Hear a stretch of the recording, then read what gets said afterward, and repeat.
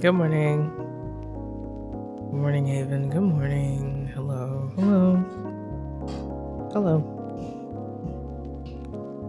It's been a while. It's been longer than it was supposed to be. I was supposed to stream every week. And the World of Horror stream was supposed to be the beginning of that streak. But unfortunately, some stuff came up more than 1 week in a row. And well, stuff came up for yesterday. I had plans so I couldn't stream yesterday, but I kind of have no excuse for the last Sunday because I was like, I can just do it on Monday. And then something came up that Monday, so then it just didn't happen on Tuesday. I was like, okay, it's just not happening this week. It's just not happening. You know, it is what it is. Today we're playing Ace Attorney. Finally. It's been so long, so long in fact that I actually don't really remember any of the details of the case. So that's gonna be fun. That's gonna be lots of fun. But before I got started, I wanted to talk a little bit about future plans, as always. Always talking about future plans, always. But I think this definitely isn't my first time mentioning wanting to stream every week, so we're not gonna really go over that. It's just once a week on Sundays. That is the plan. I'm chronically late, it seems, so don't be surprised if it's Monday or Tuesday. But it's gonna be Sunday, Monday, or Tuesday, or maybe Friday or Saturday if it looks like I won't be able to stream on that Sunday. It just depends on what my schedule's looking like. That's kind of the general time frame. But I don't think what I mentioned was that I have realized that I'm definitely a lot more comfortable streaming the same thing, more or less.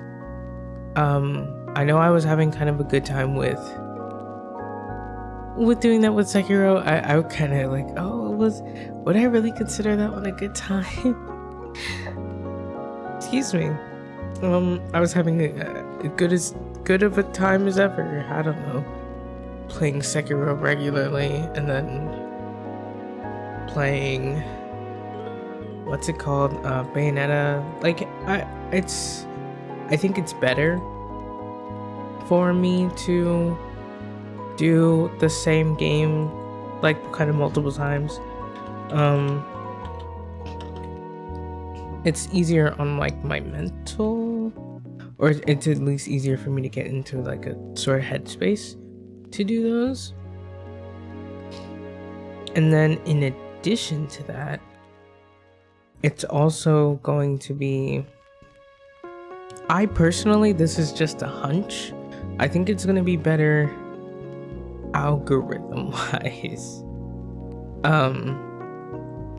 if I do more or less the same game every week. I think beforehand I was streaming like multiple times a week, so then it was sort of like, oh, I could do this game this day, this game that other day, and I had sort of like a plan. But when that kind of fell apart, I was kind of scrambling around, not really sure what to do. I know I ended up playing a lot of World of Horror. Not a lot, a fair amount of World of Horror.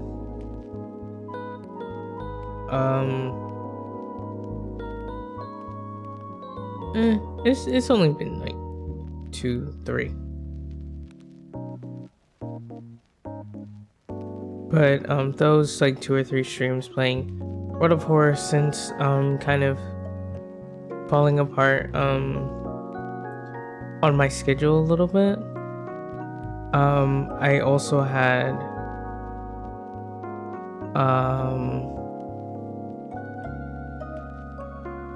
I was kind of just playing like demos. I played like Niorin once. Mostly the ratio is mostly demos because it's like 3 World of Horror streams near.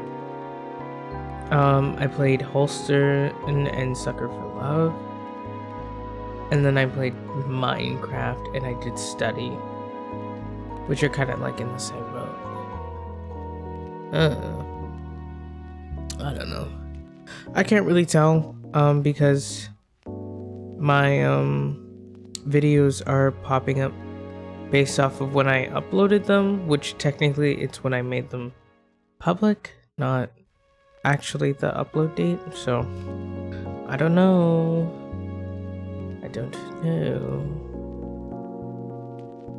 But anyways, algorithm wise, I think it's gonna be better to do streams where I'm playing the same thing over and over again, kind of like one of the like let's play YouTubers that I don't really watch anymore, but you know, like the big ones, like the big ones. Usually they'll kind of just stick to one series, or it might depend on who it is.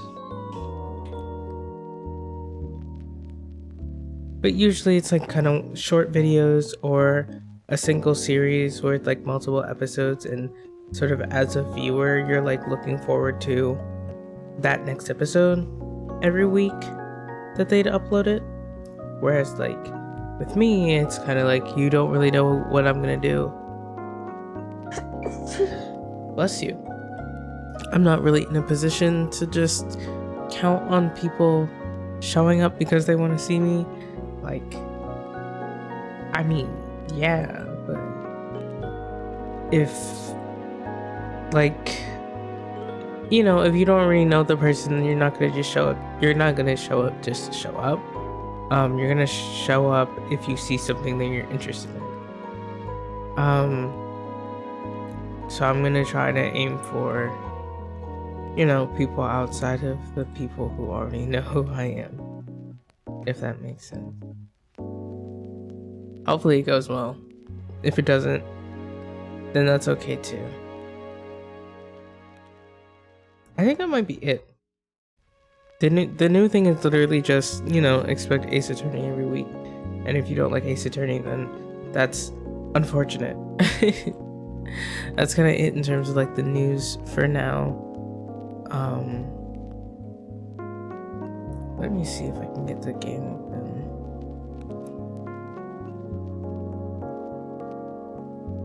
Yeah, I guess that's kind of it in terms of the news. Aside from that, I was thinking also about just things that I wanted to do, like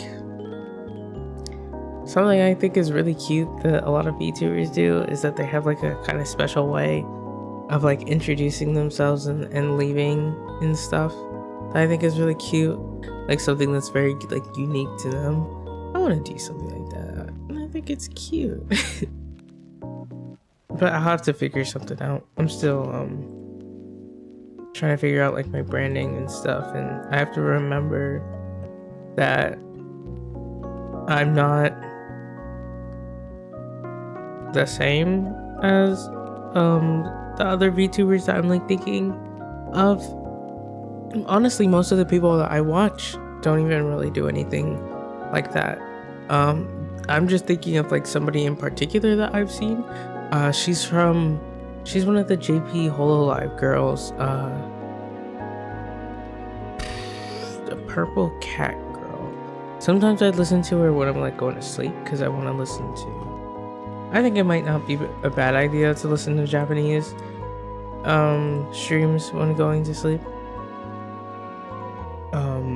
And at least like hopefully, like if I listen to something that's in English, then I'm going to be paying attention to it a little bit more, and I might like, it might be harder to go to sleep. But if I can't really understand the words, then I'll just kind of, it becomes like background noise automatically, unless I'm like hyper focusing on it, trying to listen out for anything that I notice.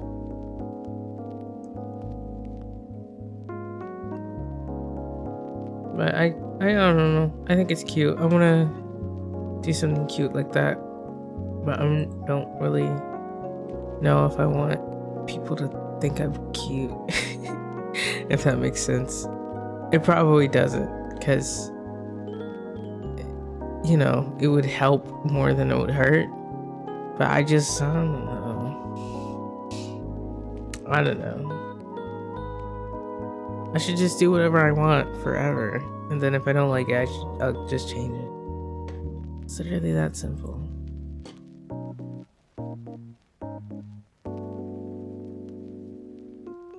Anyways, sorry for the hold up. Let me turn off the music and change over. You excited for Ace Attorney?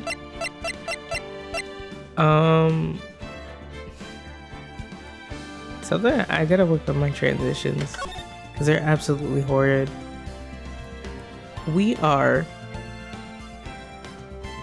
in episode 5, day 2. Actually, I should change my my stream title. Oops. Remember, it's episode 5, Rise from the Ashes, day 2.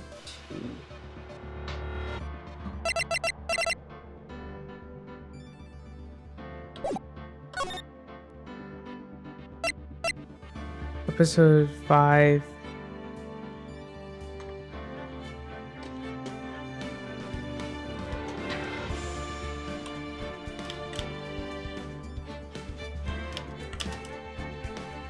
Day 2.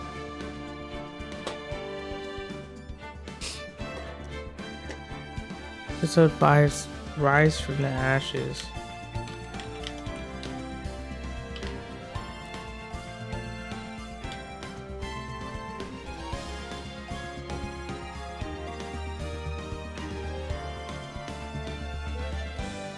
Okay. I remember that we're defending someone that works kind of in the law system. I don't remember what she does. I think she's a prosecutor, actually, or like she kind of works with the prosecutors.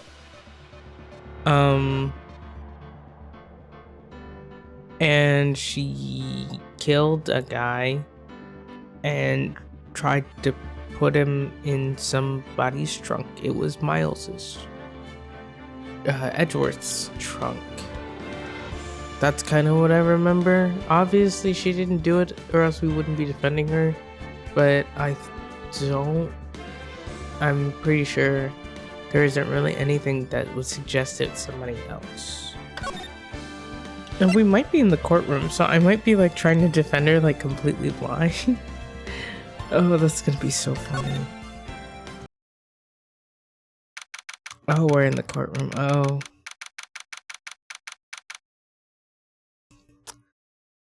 Oh no. February 23rd, 9:34 a.m. District Court, Defendant Lobby number 2. Lana, that's her name. How did the investigation go yesterday, Mr. Wright? How did the investigation go yesterday, Mr. Wright? Frankly, there's still a lot of gray areas. Or rather, the whole thing is one big gray area. I'm gonna check the court record. Profiles. Miles Edgeworth, age 24. A gifted prosecutor and a ruthless man who'd do anything to get a guilty verdict. That has nothing to do with the case, but okay. Dick Gumshoe, age 30. Detective at local precinct. In charge of the initial investigation. Emma Sky, age 16. High school junior and self-styled. Sorry, my sinus is something. Jesus.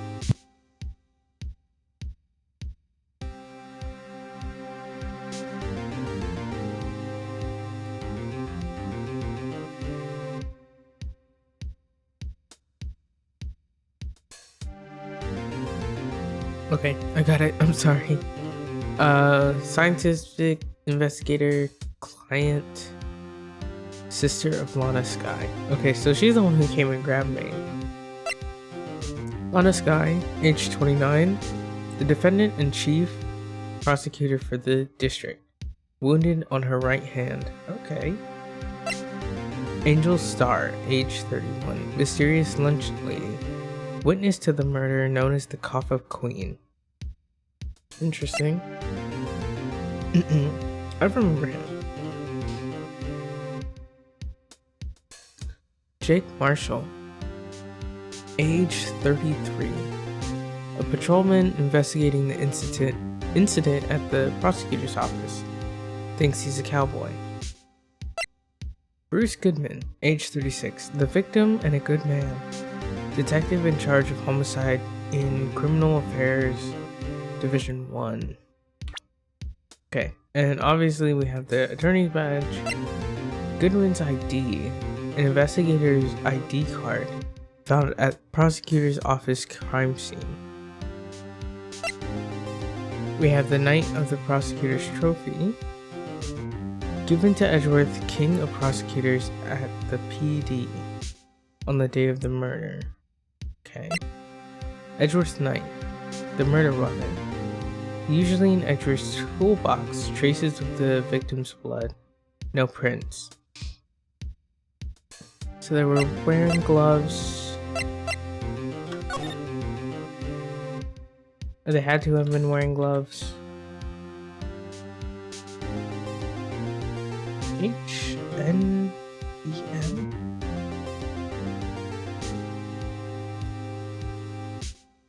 Okay.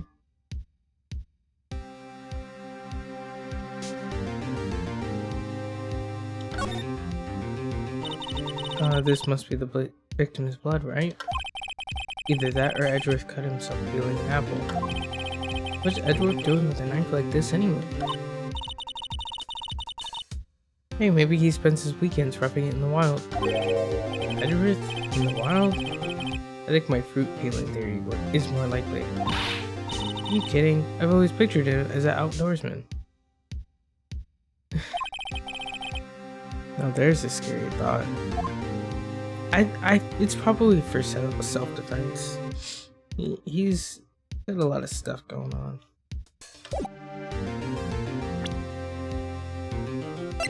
Okay, parking stub. Record of parking in the prosecutor's office lot. Entered lot at 5:12. Oh, this is Edgeworth. Okay, so he entered the parking lot with his car at 5:12. When did the murder take place?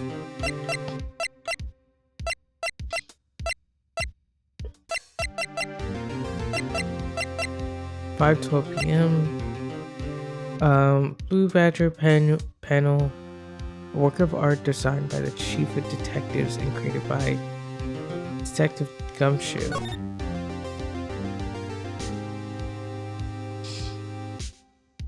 Let me see how this would be relevant. Goodman's autopsy report. Death due to a loss of blood. One knife wound. Died within an hour and a half of 4 p.m. Then an hour and a half. So he died. Did he die in between? Oh, okay. Between 4 p.m. and 5:30.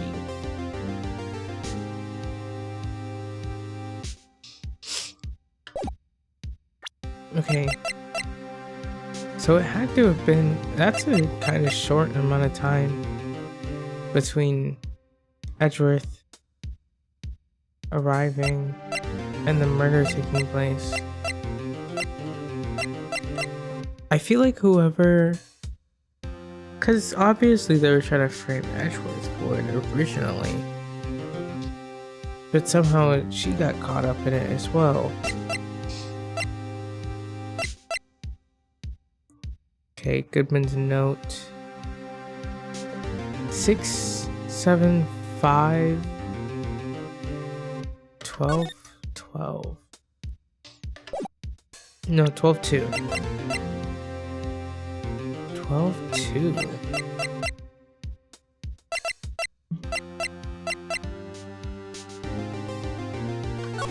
Okay, did we check the call? I don't think we did. Or not that we didn't, but like... So this is the phone.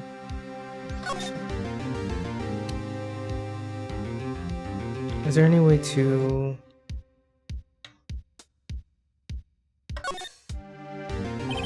There's no need to push this again. What's wrong? You look like I do during finals. Never mind, it's nothing. Okay, I remember that we had the call, but I don't remember what the call said.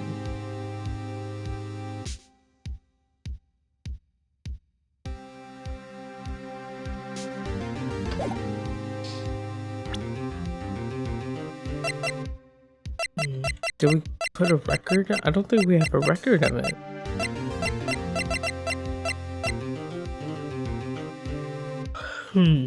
Okay.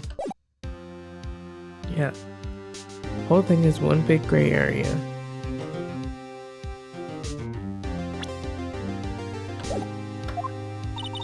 Don't worry about me. No matter what the outcome, I'm ready to accept my fate. I believe in you, sis. Mr. Wright, let me offer you a word of advice. Yes? A defense attorney should never believe their client.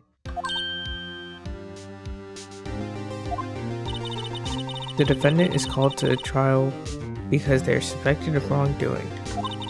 Never forget that. This guy, you remind me a lot of Mia. But there is one decisive difference between you and her. And that is, you're not a defense attorney. I believe it's almost time for the trial. Good luck, Mr. Wright. Oh, I'm going in blind. No. My first trial without a Fae helping me. No one's gonna bail me out this time. Niorin. I miss her. Wait. I don't. Maya. Wait, is it Mia or Maya? I'm pretty sure it's Mia that I miss. I'll be alone in there. So I have to discover the truth all by myself. Let's do it, Mr. Wright. I'll be with you the whole way.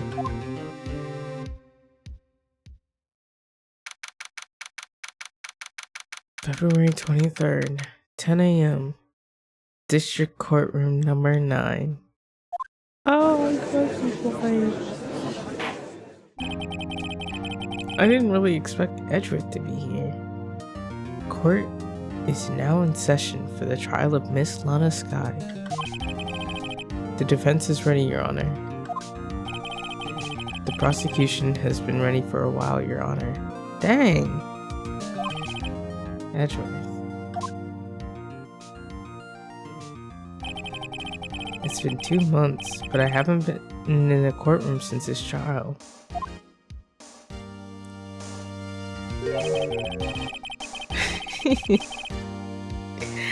I hope that personal feelings will not be a part of the proceedings today, Mr. Wright. That's a crazy thing to say.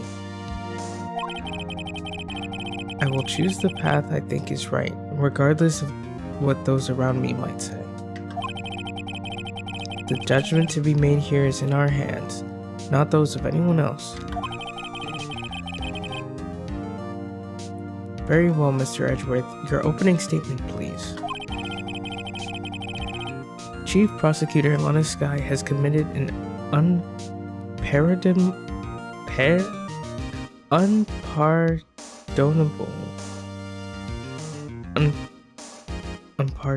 nope. Tab. Unpardonable. What does that mean? Unpardonable. Oh, okay. I put the emphasis on the wrong part. Unpardonable. Oh, okay. Don't worry, guys. I got it. Don't worry. Unpardonable crime. Not only this, but she was rash enough to commit it in the prosecutor's office lot. Wow, he's much more forceful in person. I suddenly feel like confessing to everything. However, she will now pay for her rashness with her life. There was a witness to her crime. A professional witness.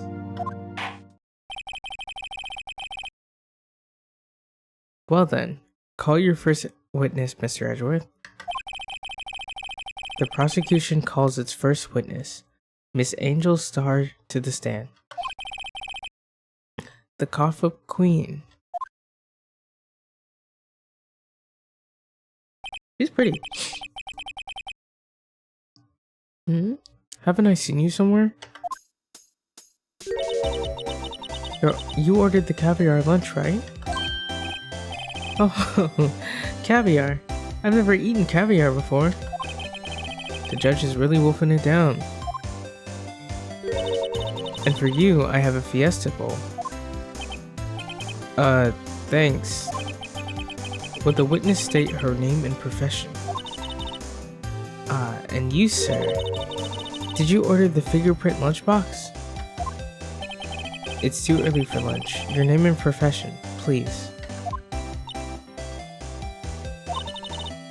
Well, Your Honor, how does it taste? Girl. So this is why everyone raves about caviar. It's so tasty it hurts. I always thought caviar would taste like pickled tapioca. What the heck does pickled tapioca taste like? Name, profession, now. Me? The name's Angel Starr. Don't go forgetting it. I find myself running Lunchland these days. Is that what you wanted me to say, Mr. Edgeworth? Very well, witness. Please describe the incident to us. The prosecution will wait. I'm not finished eating. Hurry it out. Very well, Mr. Edgeworth. As you know, we usually call on the police to provide a description of the crime. Your Honor, as Mr. Edgeworth has said to the court, I am a professional. Huh? What exactly does that mean? Until 2 years ago, Miss Angel Starr was a special investigator with the police. She was a first-rate homicide detective. What? Miss Starr was a detective? Uh-huh. I know who you are. Cough up Queen Angel Starr, Your Honor. Long time no see. Very well. You may continue with your description, Miss Starr. Just who is this lady? If I might have the court's attention over here. The parking lot at the prosecutor's office is divided into 2 blocks. A block is for the prosecutor's office personnel. B block is for the visitors and clients. Sorry about my yawn. Hold on. It's so cold out here. A chain divider separates the two blocks. I suppose that's to keep visitors from taking up prosecutor spaces, yes. The crime took place by a car in the back of A block in the car's trunk. The killer stabbed the victim with this knife and went to drive the body out. Unfortunately for her, there was a witness and an arrest was made on the spot. And who was this valiant witness? Why, it was me, Your Honor. Parking lot floor plans added to the court record. Witness, did you see the very moment of the crime? Of course, Your Honor. Immediately after that, I apprehended the chief prosecutor.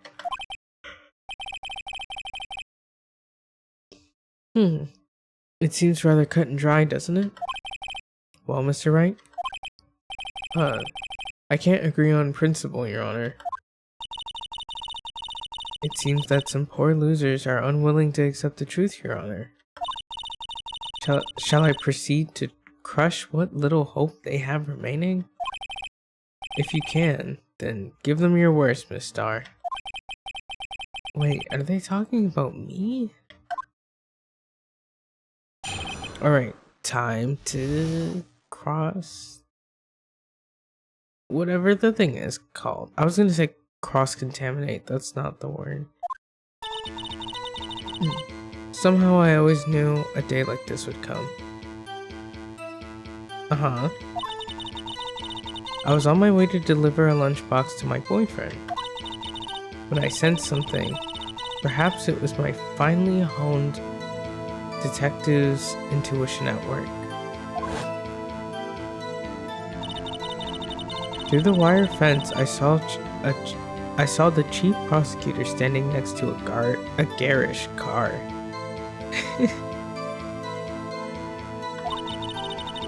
The chief prosecutor was holding a knife in her hand. Then she thrust the pointy tip of the knife onto Detective Goodman's chest. Bringing a lunchbox to your boyfriend. How touching. As you can see, there's no room for doubt. The key point of your testimony seems to be nothing other than the point of the knife, which you saw being stabbed into Detective Goodman. So, how does it feel to be so utterly crushed? I'm still thinking about that. It's merely a flesh wound, Mr. Wright. Very well, Mr. Wright. You may cross-examine the witness. Cross-examination, I was close. Okay, we're gonna press everything. It won't hurt. How did you know? I respect the prosecutor's basic abhorrence of crime. Yet their methods are ugly and twisted. Twisted methods will always lead to tragedy. The lunch lady's uninformed opinion is duly noted. Given that they are used to erasing inconvenient evidence at their whim, killing off a detective that knew too much is merely an extension of that. Miss Starr, do you have something personal against prosecutors? I felt that I had found my dream job when I became an investigator. If I hadn't been laid off by the prosecutors over there, I'd still be one. Laid off? She was fired. To me, prosecutors are nothing more than worms. That said, I am a pro, as you know. My testimony is unbiased and flawless. Okay, we'll see, we'll see. I was on my way to deliver a lunchbox to my boyfriend. Let's press it. This boyfriend, he's the detective? Not that boyfriend, the security guard. That boyfriend? You have several? Yes, this boyfriend, that boyfriend, and the other boyfriend. Care to join? It's crazy. The yet another boyfriend position is still open for applicants. I'll stick with my lunches, thanks. Note to self, the judge had to think before replying. The security guard room is in the lot in A block.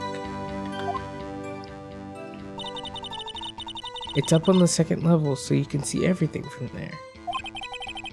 That would be the room with the security sign, right? Incidentally, did you bring your lunchbox by car? Since I'm a visitor now, I parked in the B lot. So, she was in B block when she witnessed the crime.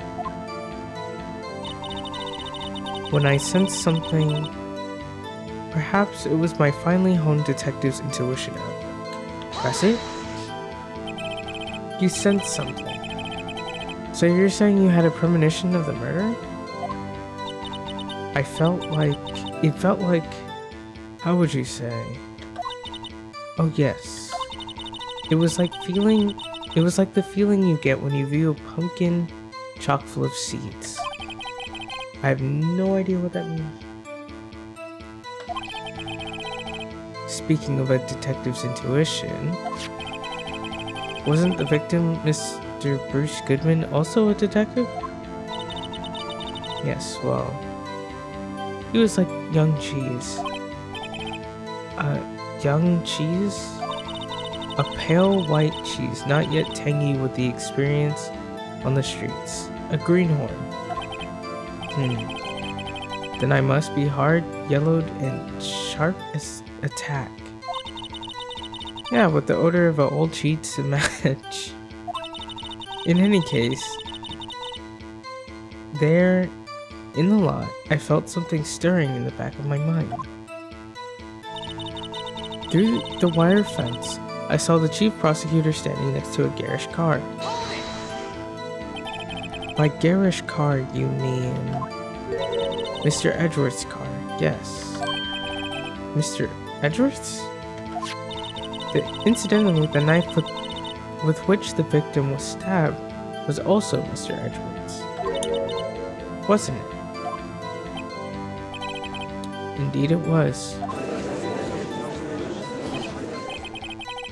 What an odd case this is. And the person you saw, you sure it was the defendant?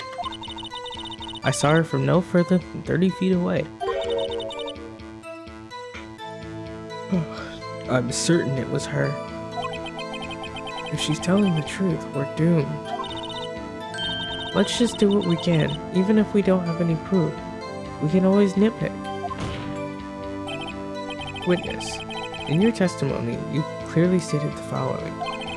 Prosecutors are nothing more than words. Ergo, you are a biased witness.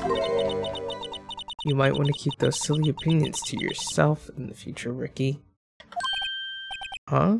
Rookie? Unless you're willing to risk the consequences of doubting me.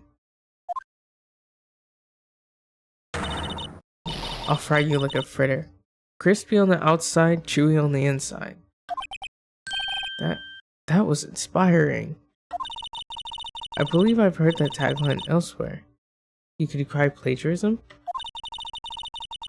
I may be relegated to the lowly post of lunch lady, but my instincts are honed.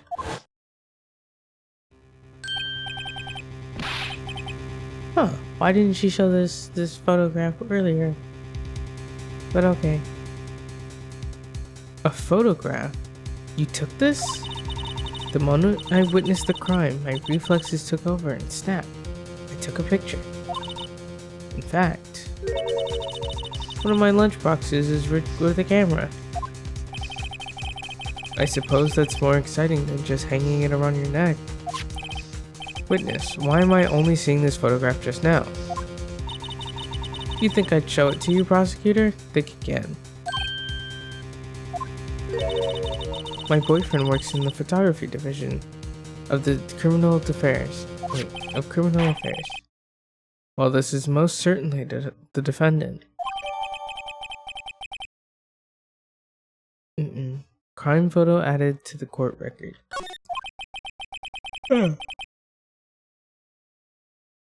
Uh-oh, this is unmistakably on a sky. So what was the defendant doing at the time? I'm gonna look at the picture actually.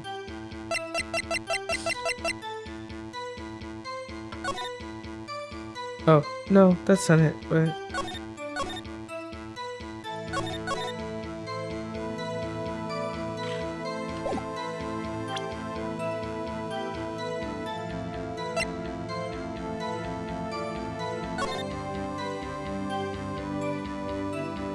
But where's the body?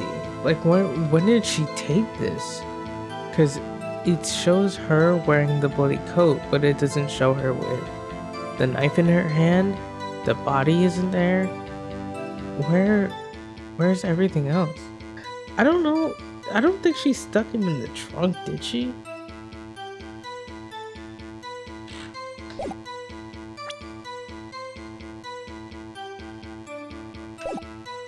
So what was the defendant doing at the time? The chief prosecutor was holding a knife in her right hand. Not in this picture. Tell me more about this knife that the suspect was carrying. Well, I'd say the blade was about 4 inches long. Is that right, Mr. Edgeworth? It was your knife after all. Yeah, that's about right. ACP alarm, my bad. Prosecutors are, by nature, well versed in the location of a man's vital organs. I'm sure it was easier than boiling an egg for my egg salad surprise set. You can't testify to her ability to kill an egg. I mean, a person. Perhaps a chicken salad set would have been a better metaphor? So, the defendant was holding a knife. What then? Then she thrust the pointy tip of the knife into Detective Goodman's chest. Okay, we're gonna press this one, and then we're gonna present on the, like, her holding the knife in her right hand. Tell the court why you didn't try to stop this crime. You did see her raise the knife to strike, no? The defense has a point. Unfortunately, by the time I realized what was going on, it was already too late. Too late.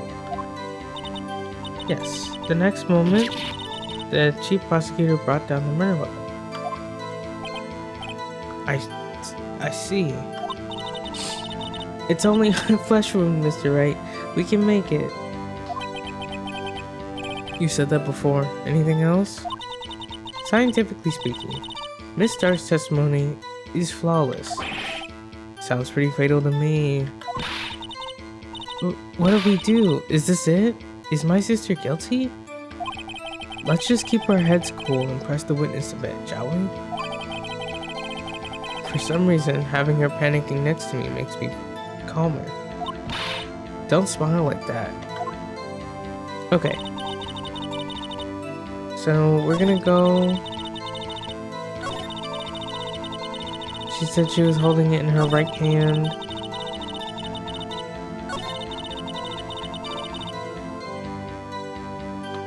Let's check. I don't think there's any really way.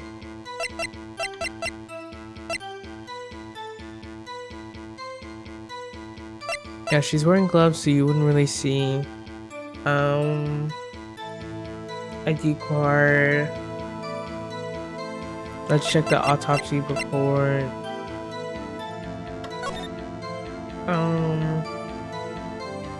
Okay, nothing there.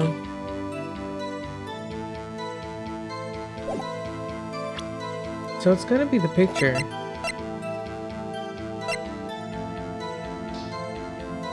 Cause where's the knife? Where's the body? What's going on here?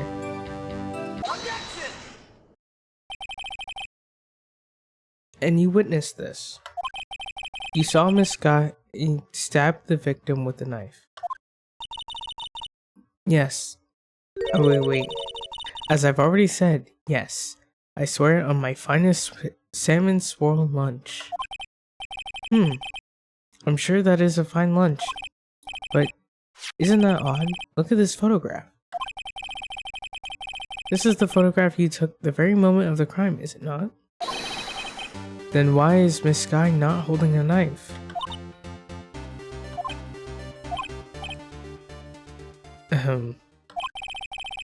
Mr. Edgeworth, your thoughts?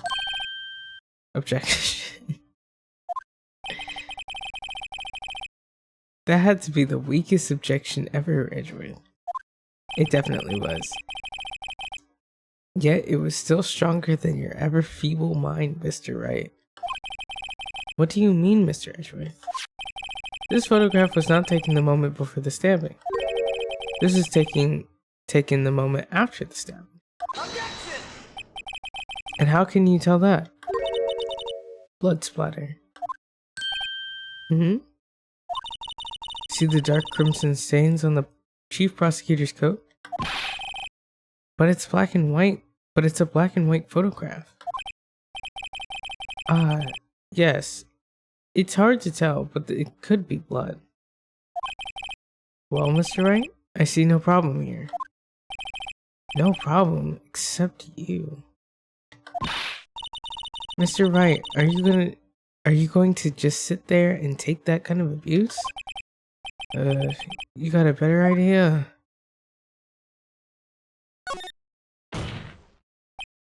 Wait, that contradicts what the witness said in her testimony. Namely, that she took the picture the moment she witnessed the crime. Well, it seems that I was slightly unclear. My apologies. That's it? If you run out of lunch, you order seconds. Problem solved. If you don't like it, just try the jumbo-sized lunch from the get-go. Good advice. But I'm not... Wait. I'm not sure I understood it, but good advice. I didn't have time to stop her. Prosecutor Sky was cold, calculating like a robot. She killed without pain or remorse. It was a premeditated murder. Premeditated? How do you know? Look at the chief prosecutor's hands in that photograph. Well, are those gloves? Surgical gloves, made of thin rubber most likely. Why would she have those on?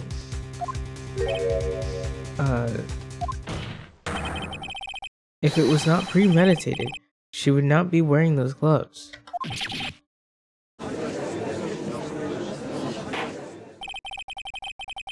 These gloves do seem to tell a tale of premeditation. Premeditated murder. A serious offense. Witness, add this to your testimony. The murder was planned. The rubber gloves prove it. Doesn't she wear them all the time? But okay.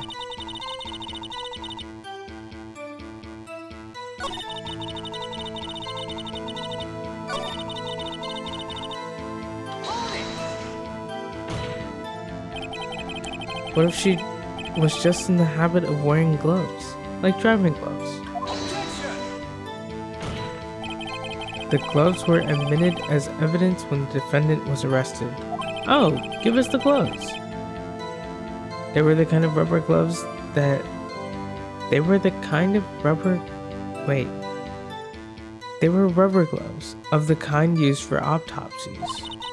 In other words, when the chief prosecutor came to the crime scene, she came to do murder.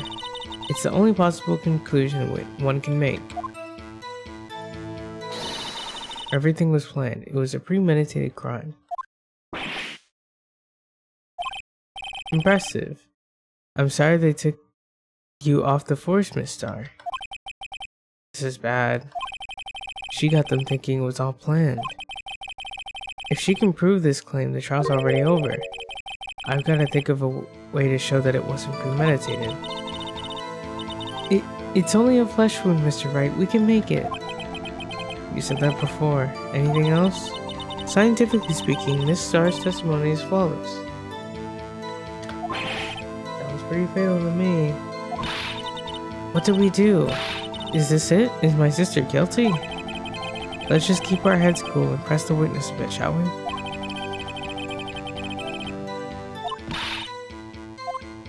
Okay. Now I think we have to present some more evidence.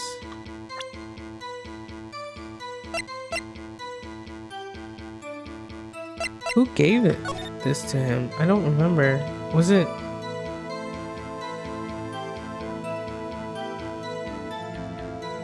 Because I guess it was kind of expected that he was gonna be there.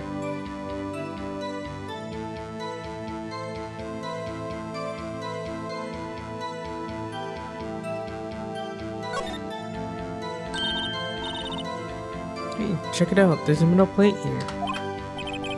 Looks like the names of all the previous recipients are engraved on it. Oh wow, one guy's listed a bunch of times. On Karma. I guess he must be a foreigner? Yeah, that's probably it. Well, wherever he's from, he must be an amazing prosecutor. I'd like to meet this guy, this Von Karma, sometime. When she says it, his name does have a kind of ring to it.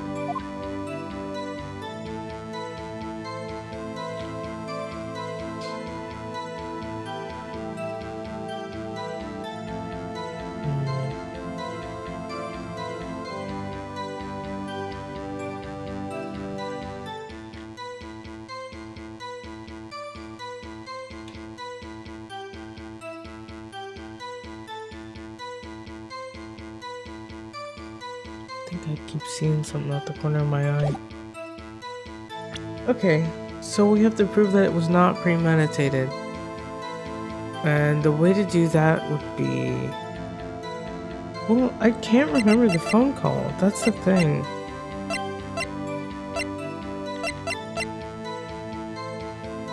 Property of Lana Sky. Last call made to her sister at 5:18 on the day of the murder.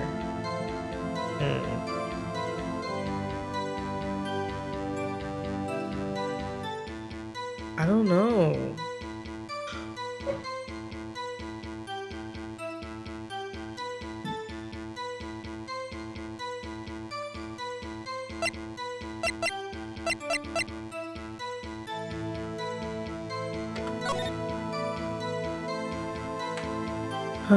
So this is after she doesn't have the knife. I'm trying to figure out where the body is.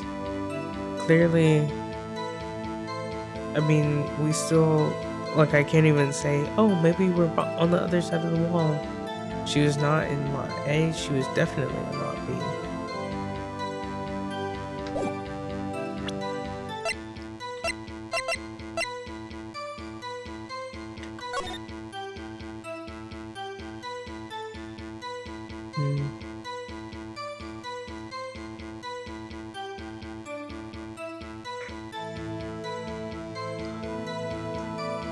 And it's also kind of clear that, like, she must have seen it from the other side of the fence. Like, directly on the other side of where Edgeworth's car is. Because there's an empty space over there.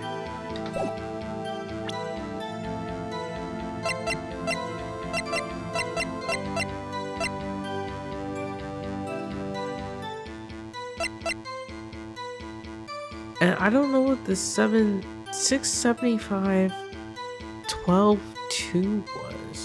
I feel like that would kind of further prove that it might have been premeditated.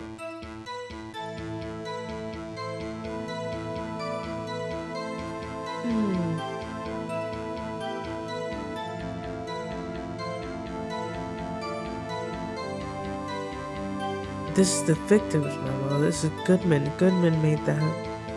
But it was found in Edgeworth's trunk. Oh, he was definitely over there.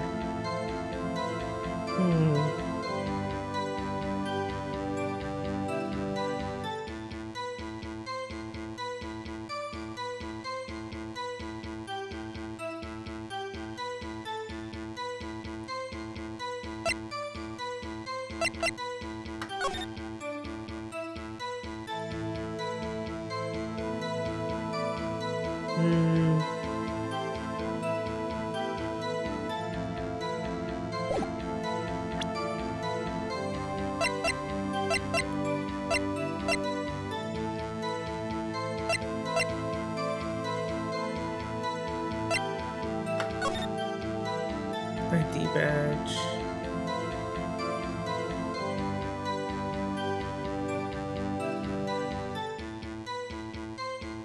Nothing important on that side, so it's just his name.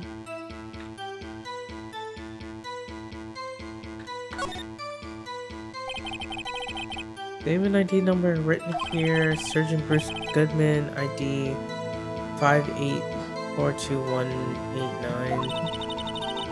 Wonder why they only use numbers for IDs. What else would they use? Letters, silly. They're the reason we have a written language in the first place. True.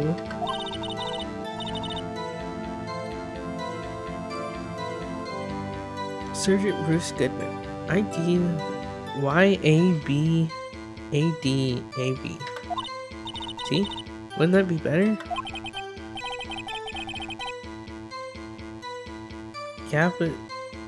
Yabadab. Well, it does have a certain ring to it. Exactly my point, T. It doesn't take much to amuse her. Ooh, I don't know, man.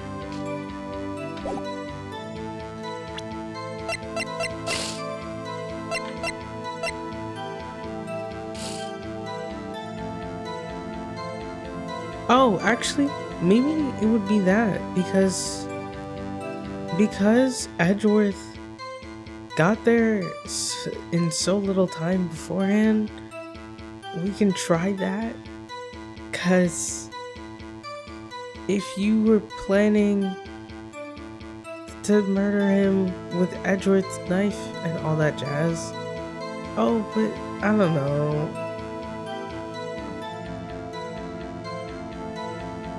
Maybe we can try the phone call first, but I really don't remember.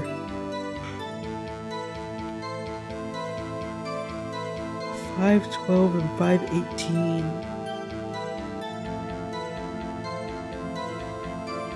So the murder would have had to take place. So she didn't have a phone with her. Maybe.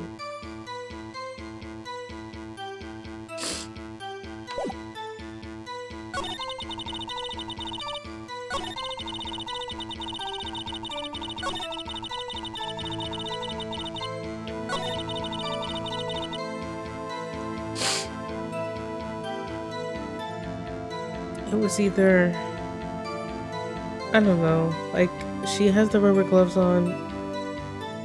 I guess I'd have to prove that there's something else, like there's another reason why she could have the gloves on.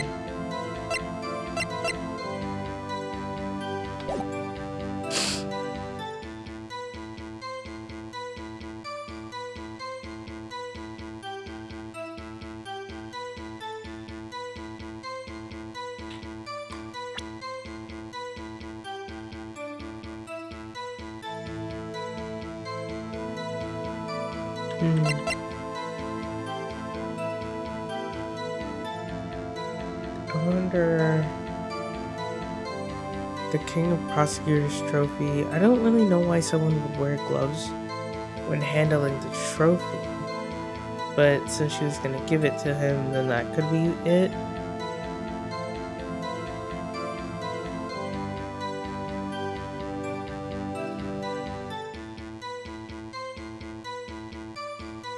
The murder had to have taken place in between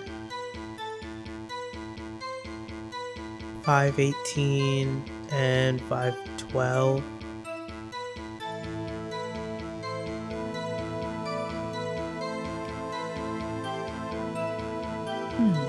I don't know, it's just a little too soon.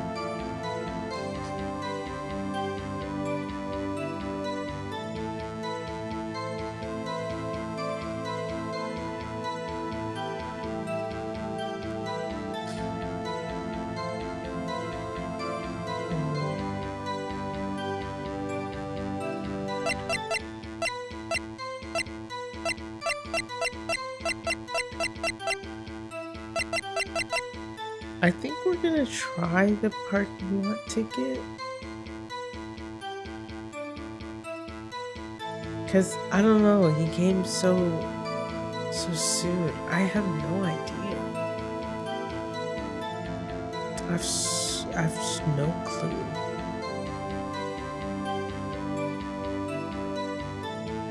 Maybe we can press this stuff.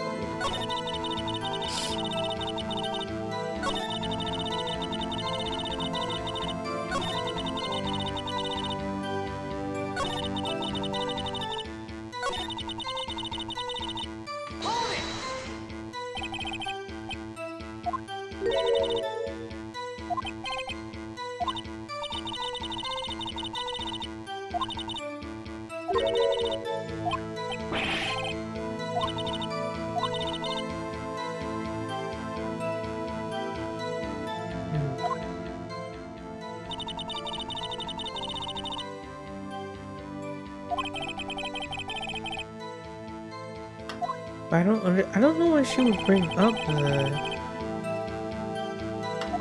the security thing, because she was in the B block.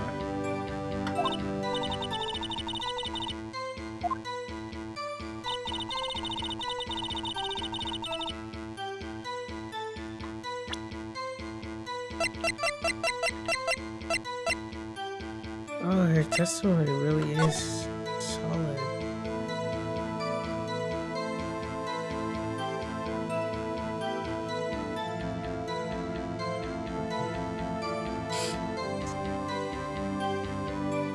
I don't know.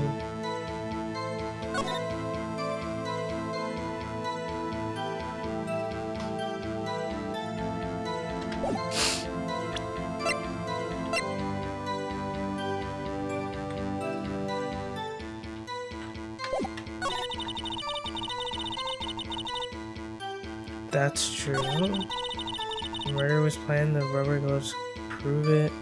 We'll press this again and then skip through the dialogue afterwards.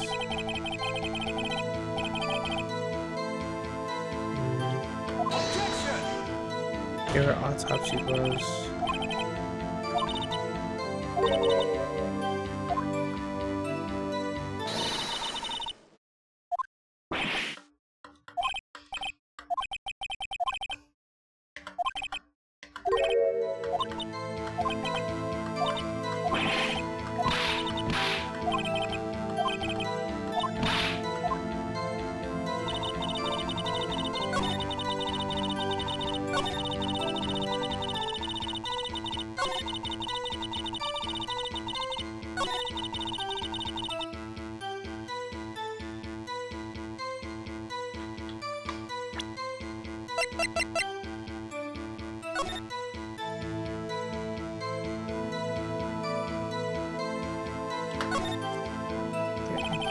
Also trip 7/12. This is dated the day of the crime. Murder took place 3 minutes after Edward parked his car. Only he was held up at a couple extra red lights. He wouldn't have been caught up in this whole affair. Perhaps it just goes to show you'll never know what will happen when you run a yellow light. Okay.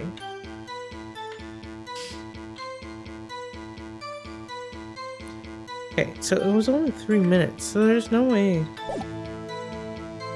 There's no way.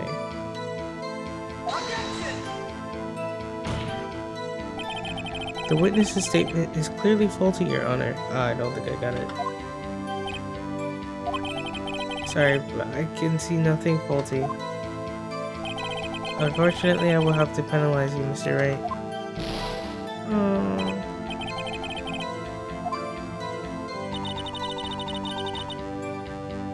So I guess it has to be about the rubber gloves. But I don't have any evidence that's about the rubber gloves.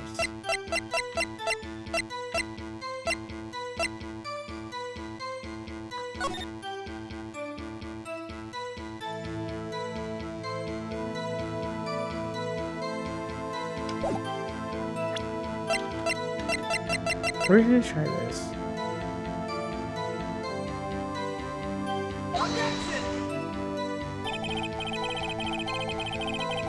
Oh, okay. It was the reward. Wait, this evidence clearly reveals the contradiction in that statement, Your Honor. How exactly are that evidence in the statement just now related? They aren't, are they? Oh, never mind. Not at all. Mr. Wright, please think the facts over before making accusation. I don't think that won me any points with the judge. Oh, I don't know.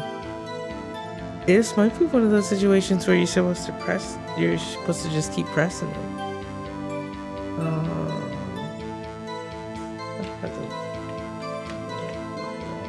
I'm gonna have to look it up.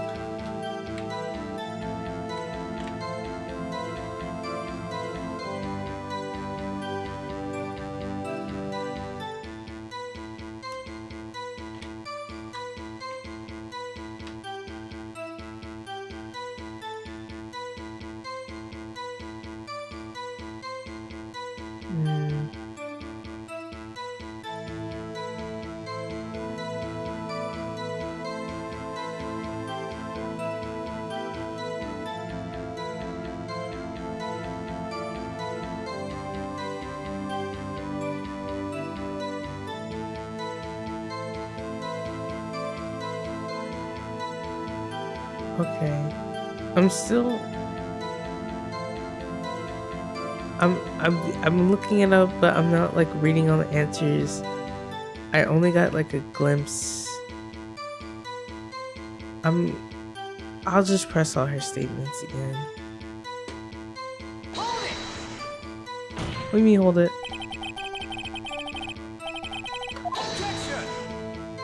Okay, we already did this.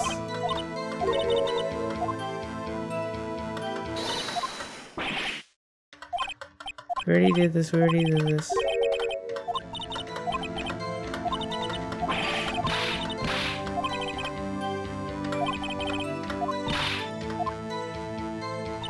Okay, I guess we'll just press everything again. How did you know? Where's the prosecutor's basic reports for crime? Methods are ugly and twisted methods will always lead to tragedy. Okay, hold on.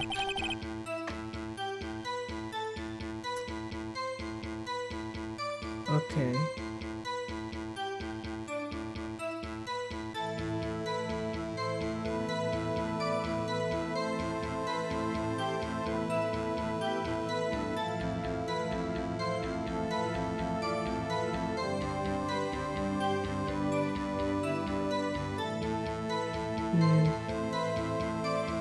I don't see any of these options. Oh. Oh, okay. I see.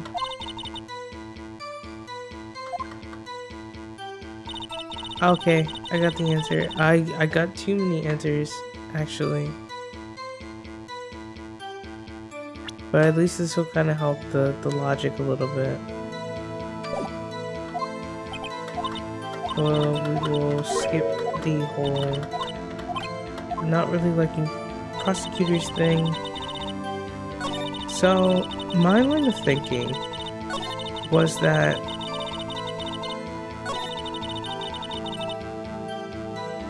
My line of thinking was that because Edgeworth's car appeared so close to like the murder actually happening, it's hard to assume that it was like planned, because there's no way that they planned for him to be there.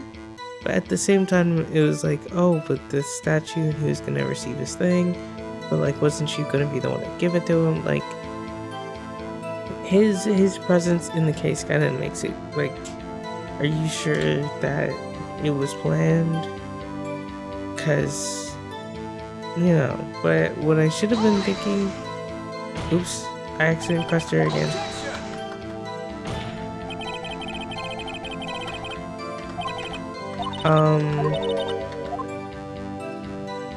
The line of thinking I should have went for was, if she planned to do murder, then she wouldn't have used a weapon that wasn't hers. That's the logic here, which makes so much sense.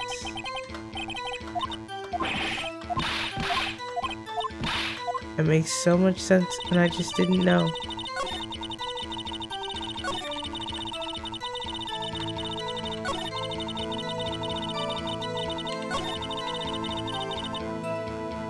I had no idea. Like, it was clear that, I'm not clear, but like I kind of understood that it was like Edgeworth's sort of presence in that whole thing. And I was thinking maybe she was wearing the gloves to handle like the award or something, but it was that.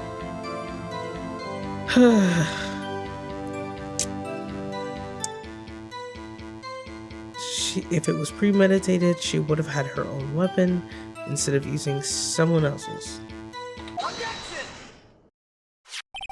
Witness, do you know what this is? Are you trying to test me?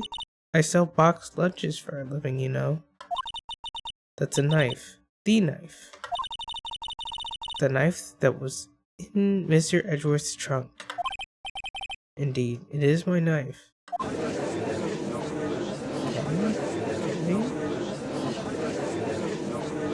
A bloody murder weapon, a red car, all belonging to the prosecutor. Oh, hello.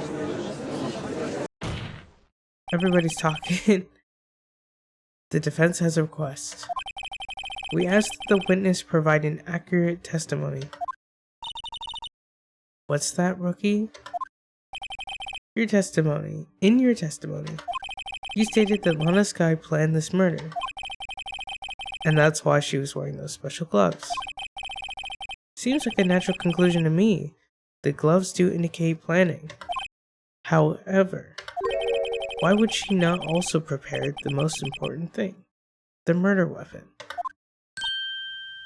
Oh. That it makes so much sense.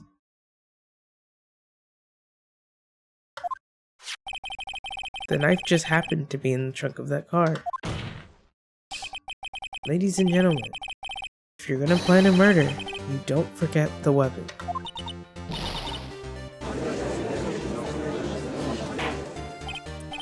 Order, order, order. Great, now the tide is turning in our favor. Great show, Mr. Wright. My sister's as good as free. Right. I believe the next lunch you'll be eating is humble pie. Edgeworth is so corny. What? I hope you weren't deluding yourself into thinking the tide is turned. Not over such a trifling detail. But this shoots a hole in the whole premeditated theory. The prosecution could care less if it was premeditated or not. The only one who seems to care is that lunch lady over there. The defendant, Lana Skye, murdered a detective with a knife. That is the only thing that the prosecution need prove. Nothing else. Very good, Mr. Prosecutor. I suppose you think you're clever now. But you know as well as I do that she planned on killing him. It was planned. If it wasn't, why would she have been wearing? I believe I'd like to hear your testimony again. Witness, please tell us only what you saw, not what you thought. How dare you? My powers of detection are not to be underestimated. Really now. Okay. Now we're in the next part. Yay. Yippee. Okay. I did see what we needed to do for the other ones, but I don't remember it, so I'll probably still be like, oh, what should I do? Or something like that. Either way, just like I did before, I'll try to like explain my thought process and stuff, so hopefully we don't lose too much out of me knowing the answers beforehand. Honest guy intended to murder the Detective Goodman. That's why she called the victim all the way to the prosecutor's office. I'm sure the chief prosecutor had a grudge against the victim. Nothing could drive that human machine to plunge a knife again and again. That's not true. I made sure to close the what's it called. Okay. Nothing else could drive that human machine to plunge the knife in again and again. The victim was summoned from the police department to the prosecutor's office. It does sound a lot like premeditation, doesn't it? So if I ordered a pizza, does that mean I'm planning to kill the delivery boy? In any case, the defense may now cross-examine the witness. Okay, we're gonna press all her statements first, because pressing is good. But I do know that he only has one stab wound, so... Okay, Lana's guy intended to murder Detective Goodman. You said that, but you haven't told us how you know. That's what I'm about to tell you, Rookie. I believe what you just said is a mere prelude to the story she is about to tell. Try not to interrupt her again. Rookie. Never interrupt a storyteller.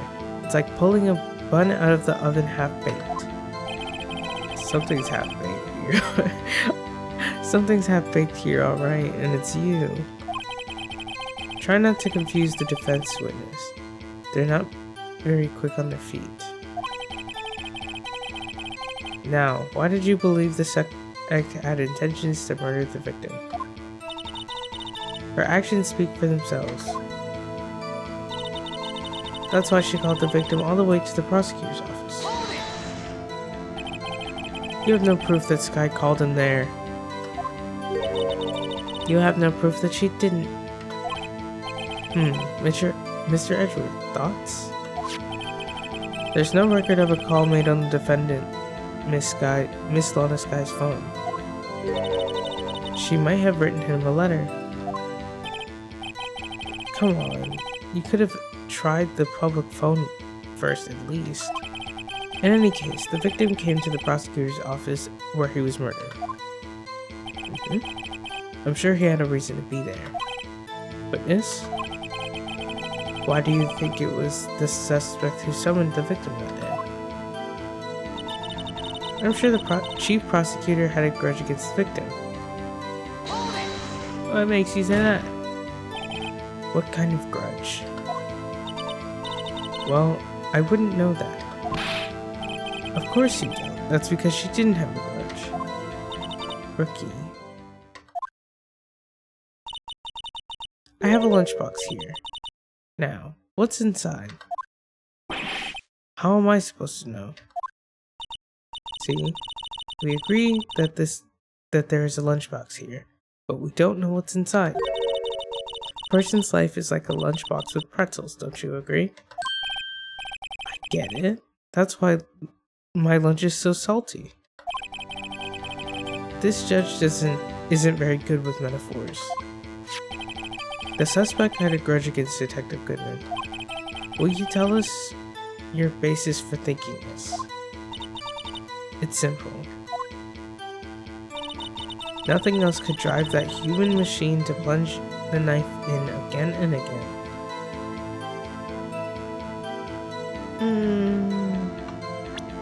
What you talking about, girl? What you talking about? Only one. There's only one wife moon. You say she stabbed him again and again. But you couldn't have witnessed that. You testing me? Then I'll test you. With my moss surprise. I'm afraid the moss is growing under our feet as we wait, Miss Star. What do you mean? I shouldn't have to explain this, but take a look. The autopsy report states that death was due to a loss of blood from one stab wound. Aha, you're right. Good show, Mr. Edgeworth. What a hunk. He's my hero, really. What about my injection? No one noticed? Well, witness? You got the crime scene set, right? Oh thanks. I always believed that no one could ever mistake ketchup for blood. But now I realize that such mistakes are possible. So, you're saying you mistook something for blood? When she lifted her knife, I thought I saw blood at her breast. Splattered blood from her victim. That's why I thought she must have stabbed him at least twice. Tell us what you saw. Tell us what you saw that you thought was blood. Testify. Her red muffler looked like blood to me. That's how ghastly the whole scene was. Muffler? You talking about the car? The car wasn't hers though. It was Edward's.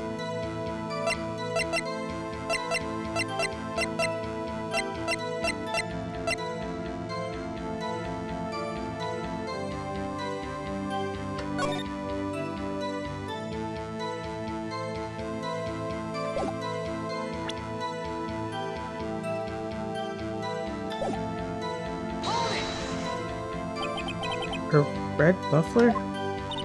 Yes, like a scarf. The chief prosecutor always wears one around her neck. So she can easily be hanged at a moment's notice, I suppose. She's right. This guy was wearing a red scarf, wasn't she? But wait, isn't it odd that you mistook that for splattered blood? Well, people often mistake my beard for a bib. A judge with a bib. That's why this place feels so much like a kindergarten sometimes. Actually, I think I saw some traces of blood on her chest. However, the autopsy report is clear on the matter. There was only one knife wound. Apparently, Miss Starr isn't entirely sure of her own testimony. Mr. Wright, this is our chance. Chance for what, I wonder? Miss Starr has turned out to be as short-tempered as she looked when we met her. Challenging her abilities as a detective really set her off. A short wick burns out the fastest. It's a scientific fact. I wonder, wouldn't it depend on the size of the candle? I mean, add more wax, and even a really short wick will burn longer. Obviously, more scientific testing is required. Okay, let's check. Let's check the court record.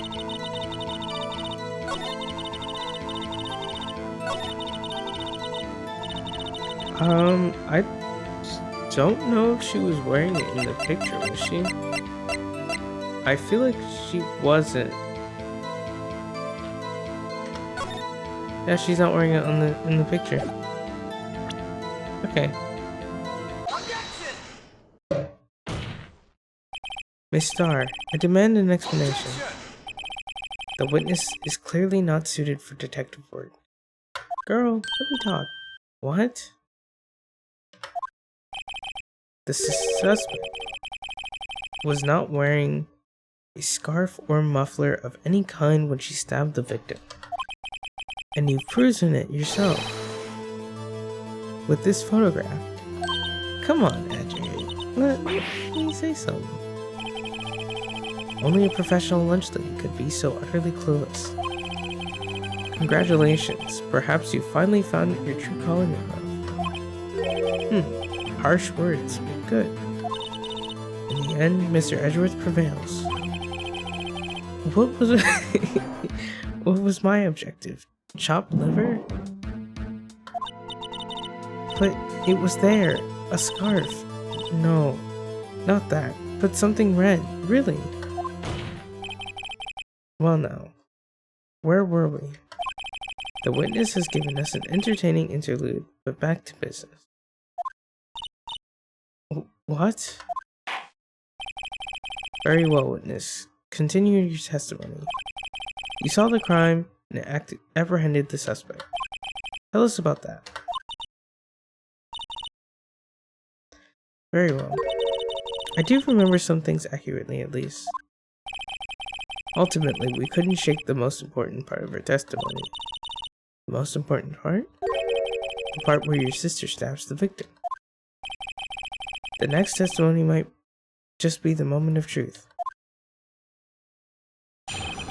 Apprehending the suspect.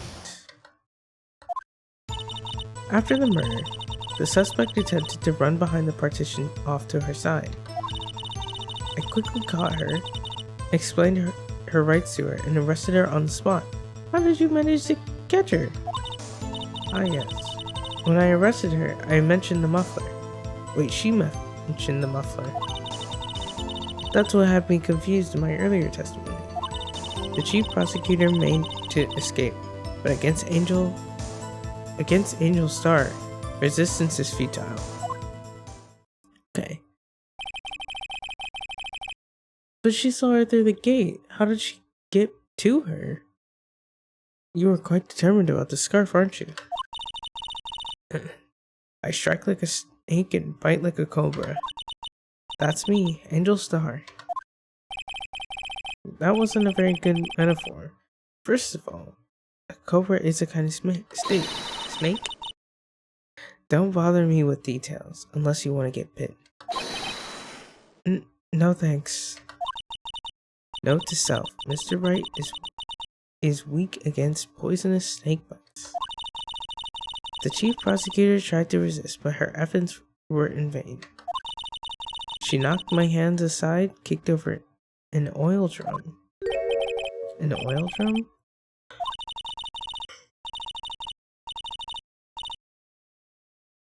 Oh, she is beautiful but deadly. A predator, this one. A leopard woman. Rawr. Very well, Mr. Wright. Your cross-examination, if you will. Apprehending the suspect. We just went through this. We're gonna press everything though. She attempted to run behind the partition, off to her side. So where is this partition on the floor plans? I'm sure she meant this wall next to the car. That's right. There was a wall there, about 6 feet high. She was obviously trying to hide herself.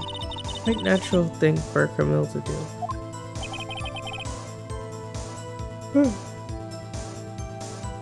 What did you do then? I quickly caught her, explained her rights to her, and arrested her on the spot. You said quickly. Were you close to the suspect? As I just said. I was only 30 feet away from her the whole time. Maybe I should press her for more details. I will. I'd like to see this on the floor plans, just to be safe. The Lunchland car was...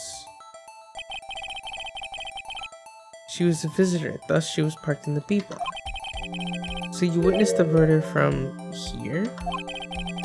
That would make it about 30 feet from the car, yes. Is that correct, Miss Star? Yes, that's right. But there was a chain link fence in front of you? I went over it, of course. Amazing. The Golf of Queen Lush Lady Athlete indeed. It would have taken her a little time to climb over the fence, so she couldn't have gotten to my sister that fast. Yeah, and that fence was about 9 feet high too.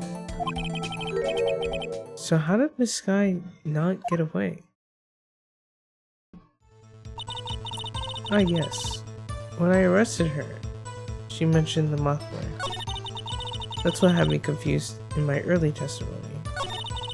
The chief prosecutor made to escape, but against Angel Star, resistance is futile.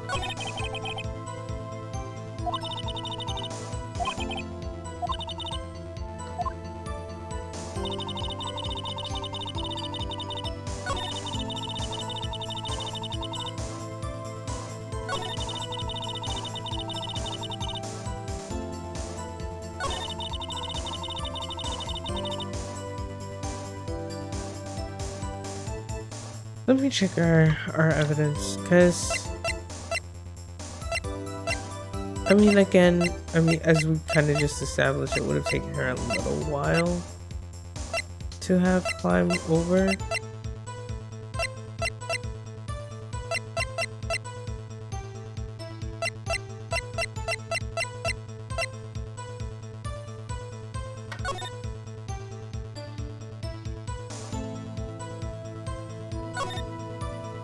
And given her like kind of nervousness, it's a little. Oh, never mind. I got it wrong.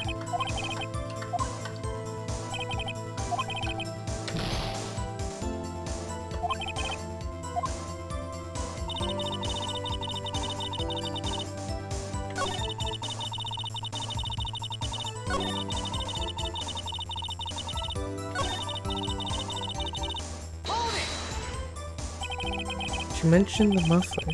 What exactly did she say? I don't remember it exactly. I would have told you in my testimony. Cheeky. Anyway, all I heard was the word muffler. Just that one word. So what you heard wasn't the suspect talking to you, but to someone else? Yes, the chief prosecutor was talking on her phone. Phone? She can't mean.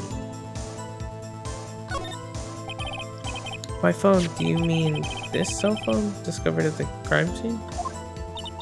Yes, ultimately. Ultimately. My memory... It's like a salmon heading upstream, you see. No, the court doesn't see Miss Star. The chief prosecutor first attempted to use the phone hanging on the wall. On the wall? That's right. Near the car, there was an emergency phone on the wall. Apparently, it was out of order. So she used her cell phone. Indeed, the emergency phone was out of order that day. Good witnessing, witness. Good witnessing? Whatever happened to good testifying? You should of course add this to your testimony. The things I do to please this rookie defense attorney.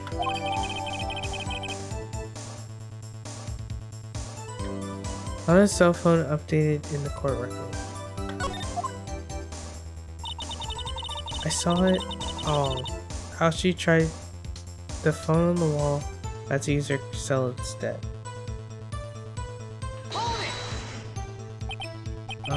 Do you think you could restate your testimony for the court? I was gonna say the same thing. I only say this one thing, one time, so listen close with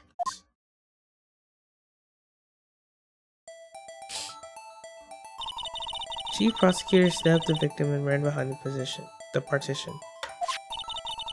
Then she picked up the emergency phone on the wall, but it was out of earth. She pulled out her own cell phone out of her pocket.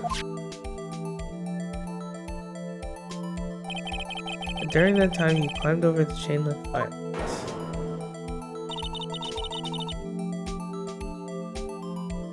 And when I boldly grabbed her arm, the chief prosecutor hung up her phone. And you saw her doing this? What is it, Mr. Wright?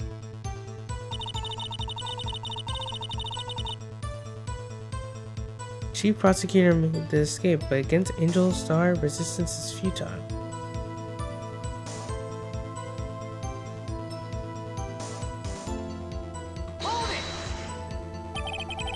She made to escape. Can you be more specific? She rushed aside my hand and ran. It was a terrible sight to see, like a dollop of lard on a pate of foie gras. What? Huh? She even kicked over an oil drum at me. An oil drum? There was an oil drum lying on its side at the scene of the crime.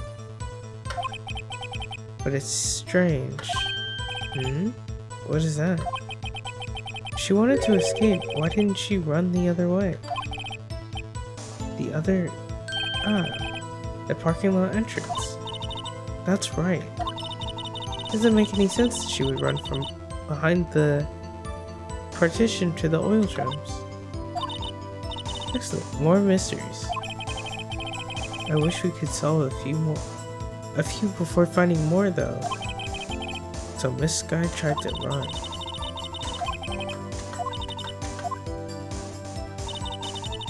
Alright, we pressed everything.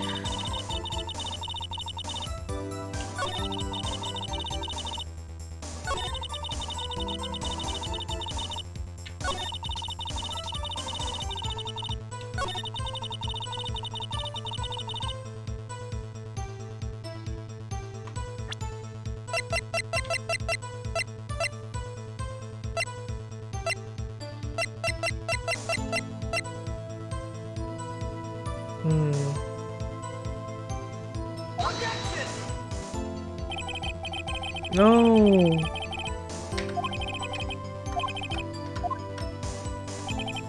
I have to think. I have to use my head.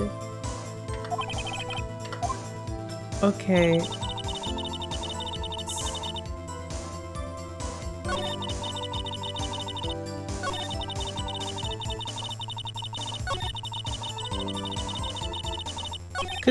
So we were kind of like, oh, but things aren't really adding up here, but we don't really know what's going on still.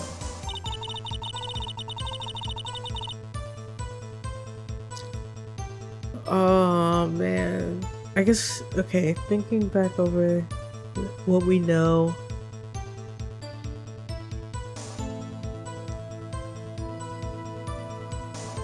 We know that it probably wasn't premeditated because of Edward's knife being the murder weapon, and all that jazz. We know that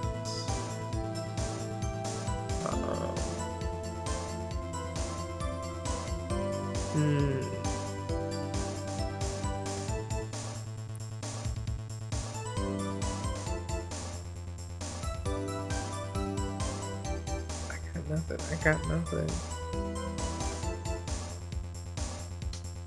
Like,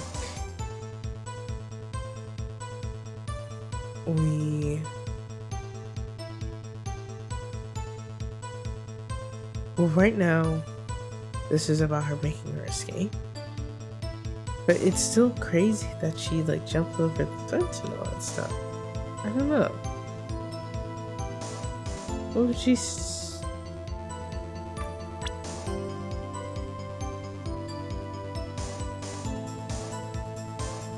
I don't really know if I know.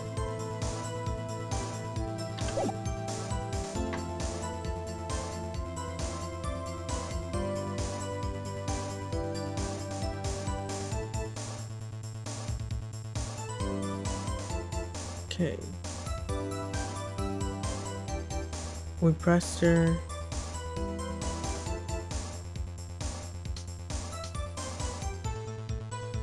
Pressed her.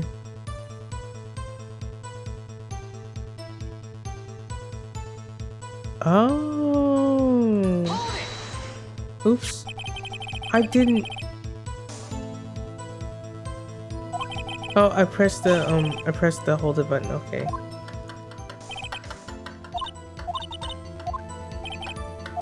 Maybe I'm too sleepy. Okay. Okay, so the next thing is that she said she saw it all. She's tried to use the phone on the wall, but she had to use the thing on her cell instead. It doesn't make sense. It doesn't make sense. Because where could she have been standing to be able to see it all? She would have had to been standing like right next to her, you know? Oops. It was hard.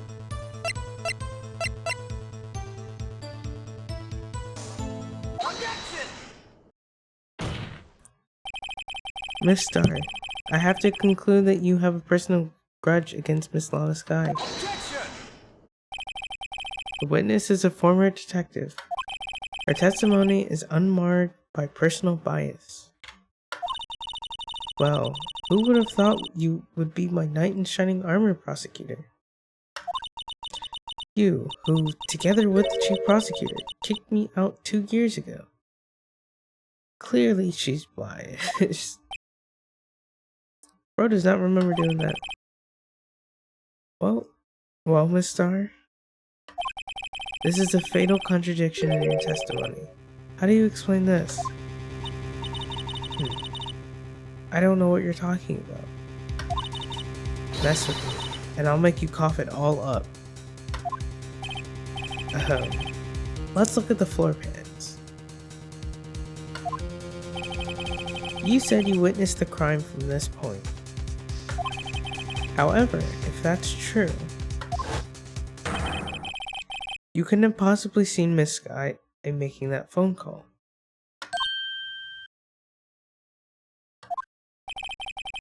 I believe you see what I'm getting at. The emergency phone is on the back side of this partition. If indeed you were in B block, you couldn't have seen it.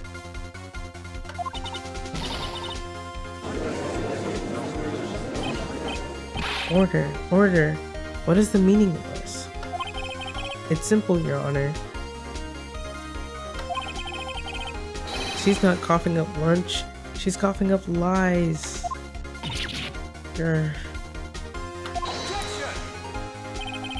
That's quite a claim, Mr. Wright. Perhaps you will allow me a question. Tell us exactly what lie this witness has told the court. Here's where the counterattack begins. I can't afford to get this wrong. The witness lied about what she saw. She lied about what she saw. In other words, she didn't see Miss Sky using the emergency phone. It does seem hard to imagine how she could have. Very logical. What's the matter, Star? Cat got your lunchbox? Mr. Wright, I hate to bother you while you're celebrating your victory. But why would Miss Star lie like that? Why would she say that my sister had to try to use the phone but failed?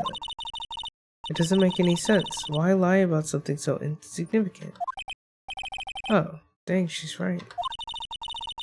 I mean, maybe she really did see her trying to use the emergency phone. I see no room for doubt here. You ordered the patouille on rice, right? Mr. Wright, I thought you had something there. That's enough. The court sees no reason to further prolong this trial. I failed. The defense has failed to give the court sufficient reason to doubt the prosecution's claim. This court finds defendant Miss Lana Sky guilty. The accused will surrender to the court immediately. To be held pending trial at a higher court within a month from today's date. That's all. The court is adjourned.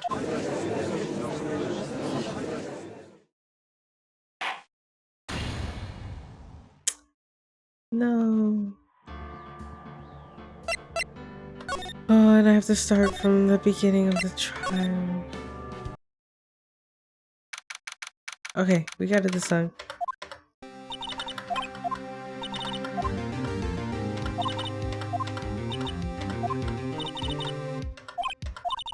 Yeah, defense attorney should never believe their client. Oh, but you're not a defense attorney, are you?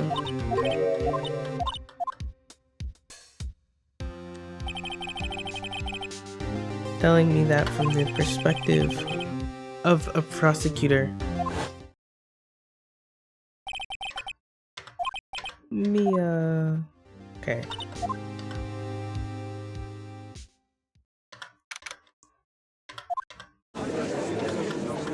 We're kind of just speeding through it.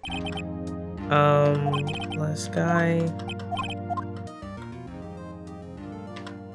Haven't seen him.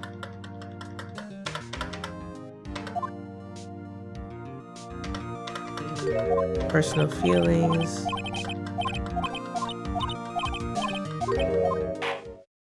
Professional witness. Cop of Queen. She's serving us lunch instead of getting to the point. Name and profession.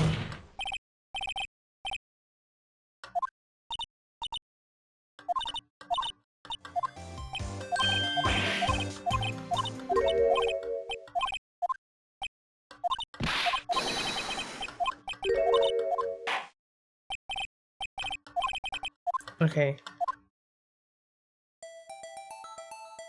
She's describing the what's it called? We're gonna actually listen to this part. The parking lot at the prosecutor's office is divided into 2 blocks. A block is for the prosecutor's office personnel. B block is for the visitors and clients. A chain divider separates the 2 blocks. I suppose that's to keep the visitors from taking up prosecutor spaces, yes. The crime took place by a car in the back of A block in the car's trunk. The killer stabbed the victim with this knife and went to drive the body out. Unfortunately for her, there was a witness and an arrest was made on the spot. And who was this valiant witness? Why, it was me, Your Honor. Why did you see the very moment of the crime? Of course, Your Honor. Immediately after that, I apprehended the chief prosecutor. It does seem rather cut and dry, doesn't it? Well, Mr. Wright, I can't agree on principle, Your Honor. It does seem that some poor losers are unwilling to accept the truth, Your Honor. Okay. Do your worst. Come on. Witness's account. Somehow, I always knew a day like this would come. Okay, we're gonna skip through this to the best of our ability. Because we're gonna read through it when we're actually doing the thing.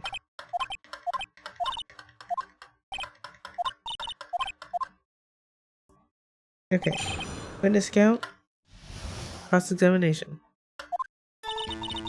Always knew a day like this would come. We're gonna press everything. How did you know?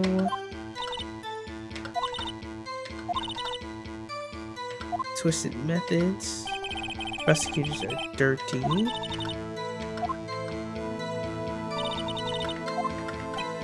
Killing off a detective is something that's to be expected.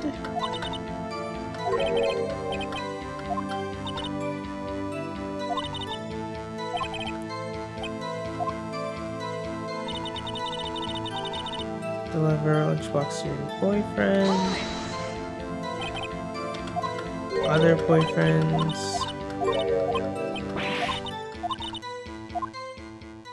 She does mention the location of the security office, which I'm believing that the thing was actually a matter of where she witnessed it. Like, it is what she was lying about, because she had probably seen it from the security guard's office. Since that was her boyfriend, she was probably up there.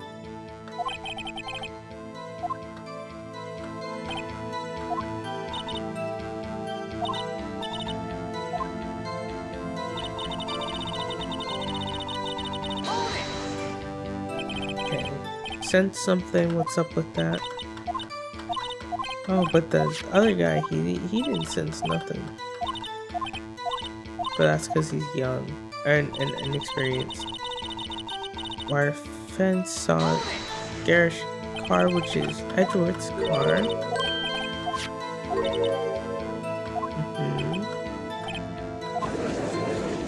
Was hit stuff. Odd case.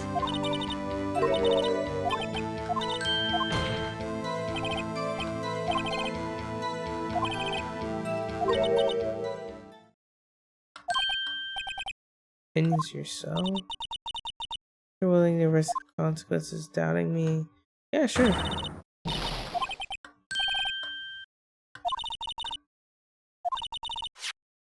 Oh, okay.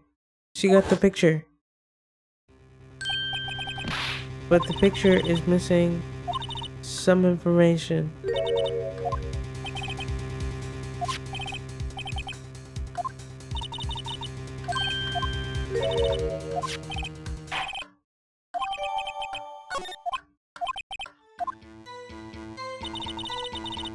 Holding a knife in her right hand, that is incorrect.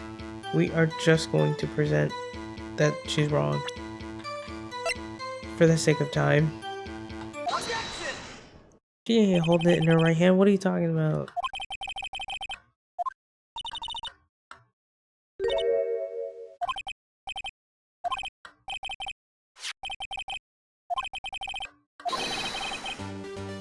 She's not holding a knife. And now they're like, this is stupid.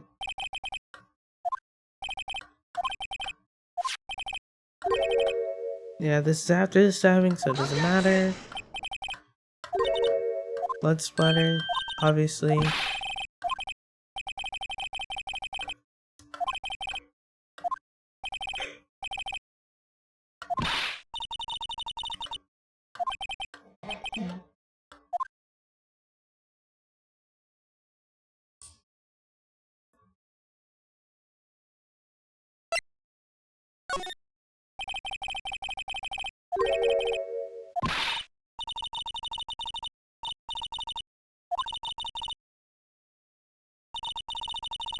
Bittersweet first love lunchbox.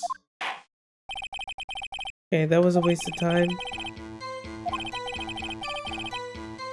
Oh. Should I have dug a little deeper?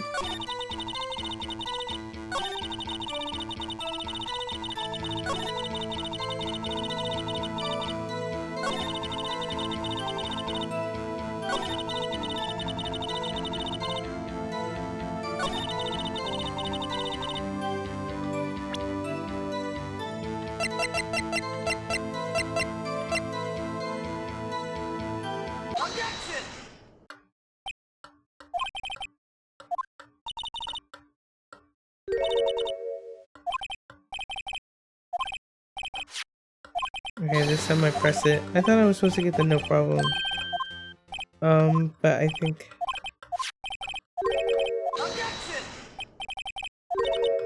You always press more though in these situations. There's never really a situation where you don't like go for it fully and wholeheartedly. You gotta commit to the bit. Contradicts with the witness said.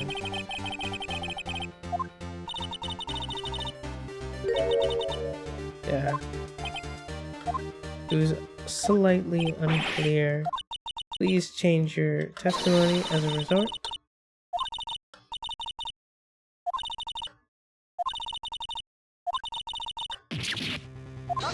Oh, that's why we got into the premeditated murder thing.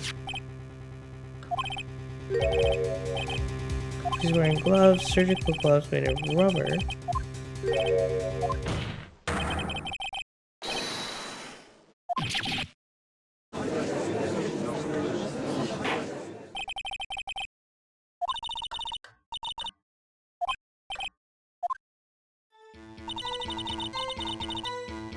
Okay.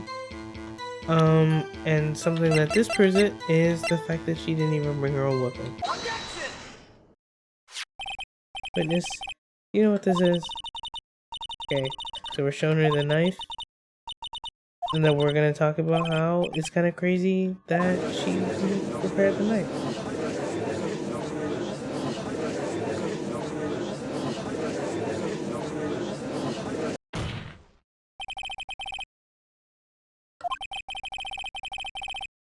We want an accurate testimony from this lady.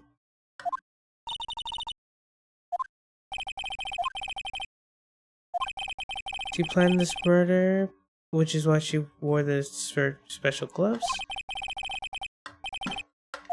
But she did not prepare the murder weapon. It's crazy.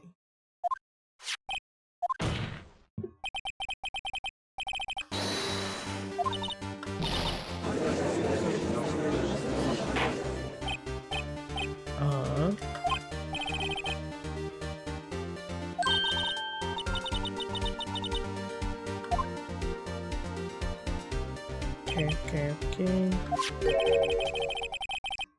Edgeworth is making fun of me. What are you talking about?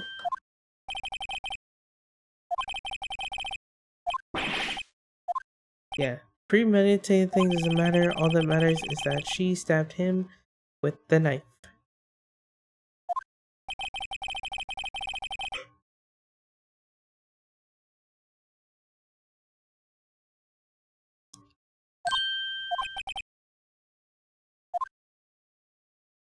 Edgeworth said this do not matter.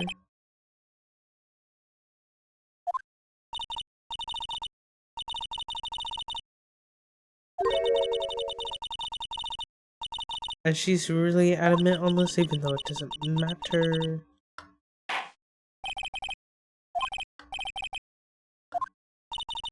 Edgeworth asks for what you saw, and she doesn't give us that.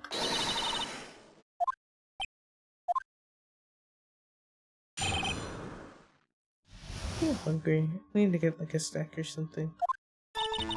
Honest guy intended on murdering Detective Goodman.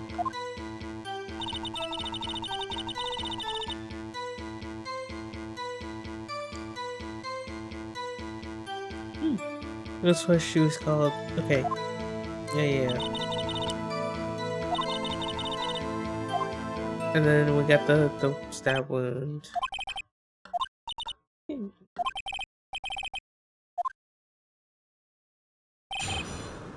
Okay.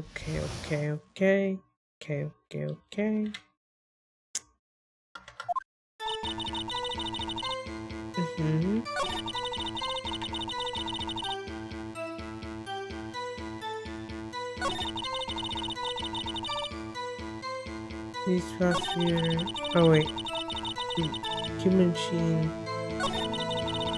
Do I don't remember if I needed to press any of these.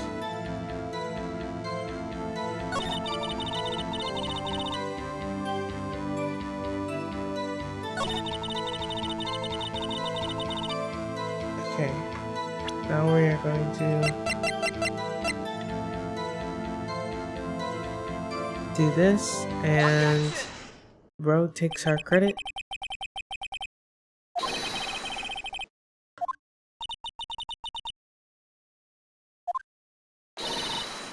not surprised. Edgeworth is like, oh, hold up. You actually don't need to. What do you mean? Okay.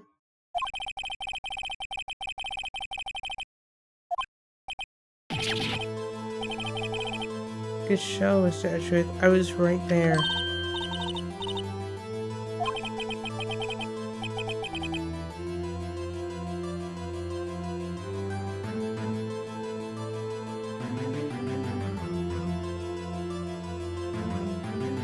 Okay. Sorry. No one noticed my joke and they hate me. They do hate Phoenix. And then she was like, what? I saw something I thought it was good. It wasn't. She just said,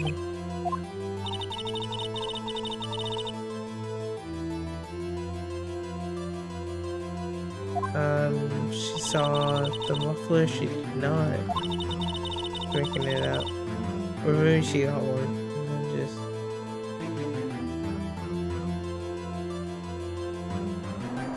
Okay.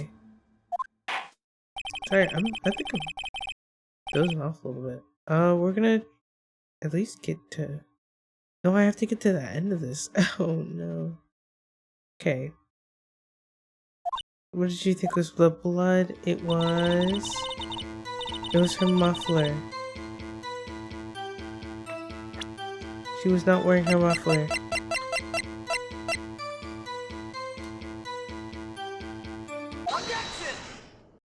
Actually, I'll get a snack. In a little bit. What? Ezra ate. He ate her. No. He took my line. Okay, but I'll be right back. Like, so right back. 1, 2. Only I knew.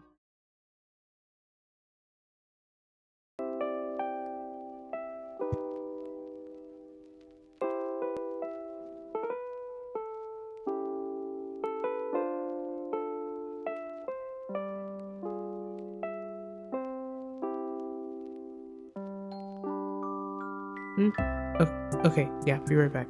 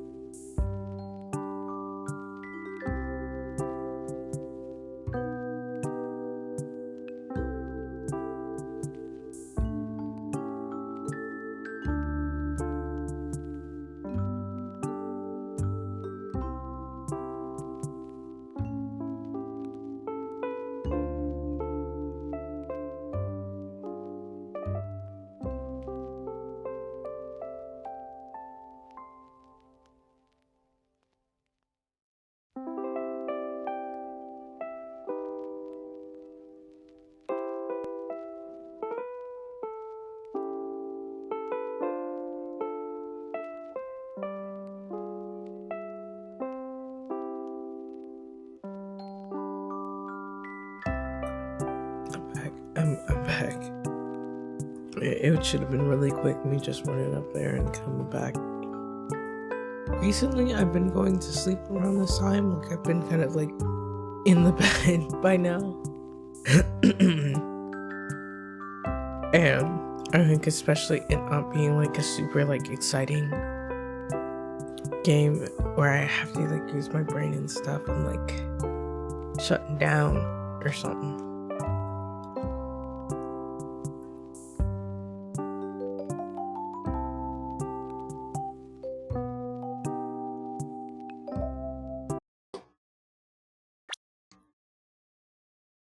Okay, I'm ready. I need to turn up my volume too. Okay, witness is clearly not suited for detective work. He is mean.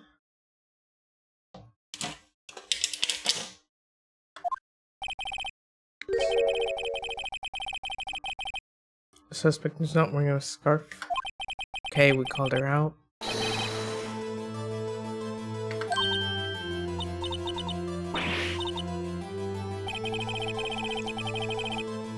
And he's making fun of her.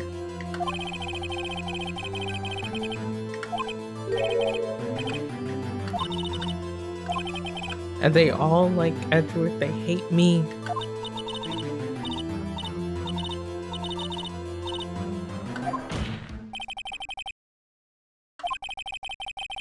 Okay. Oh, and he may or may not be... Okay, back to the testimony. Okay, now we're on the crime scene stuff.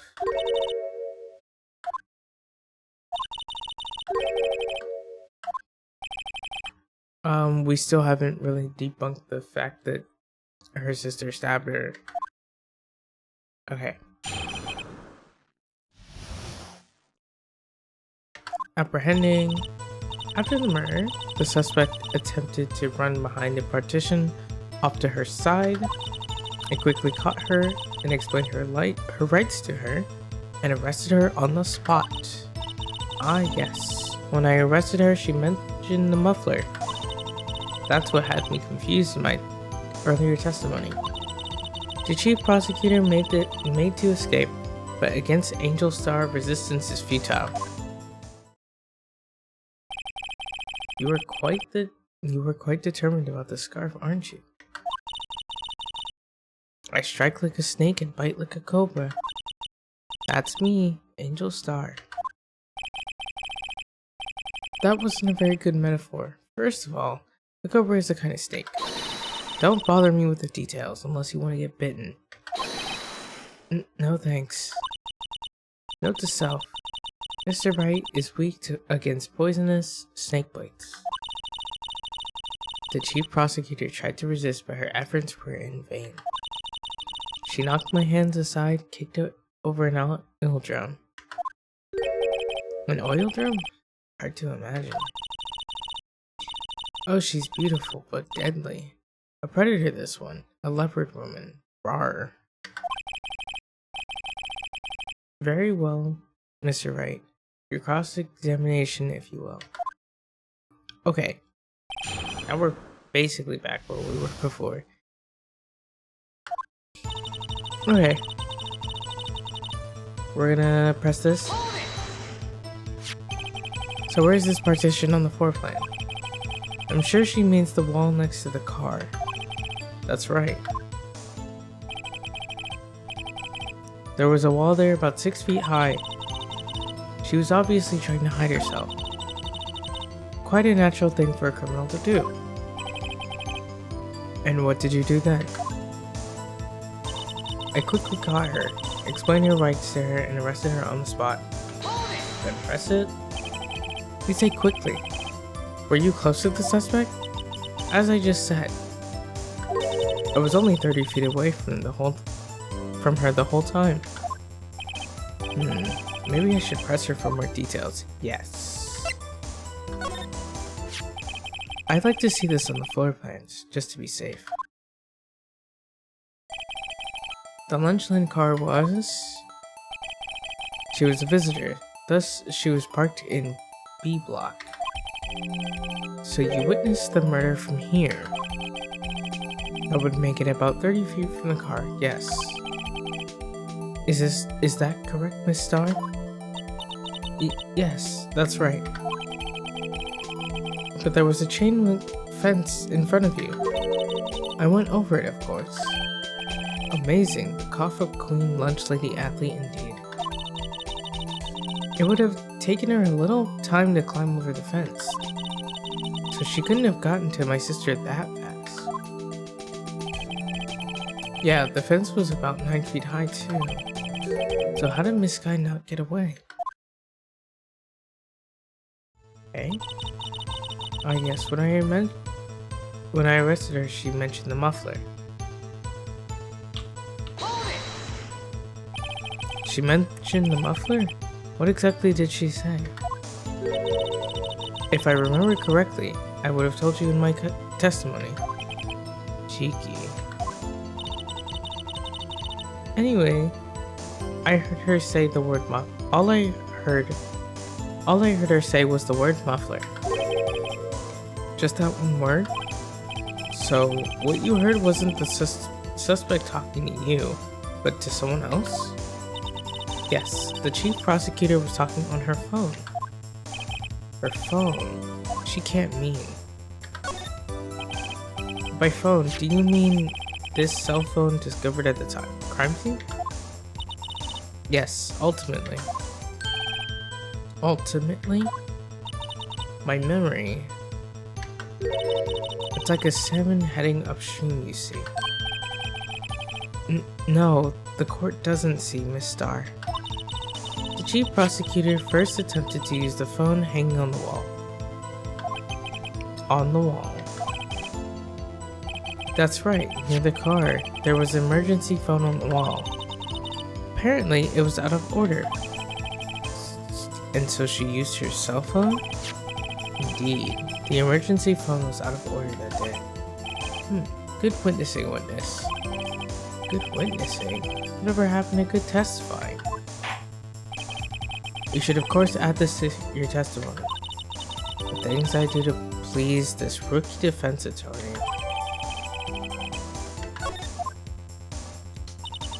I saw it all. How she tried the phone on the wall, but had to use her cell instead. We'll press it first, and then we'll attack that statement. Do you think you could restate your testimony for the court? Aha, I was gonna ask the same thing. I'll only say this one time, so listen close, rookies.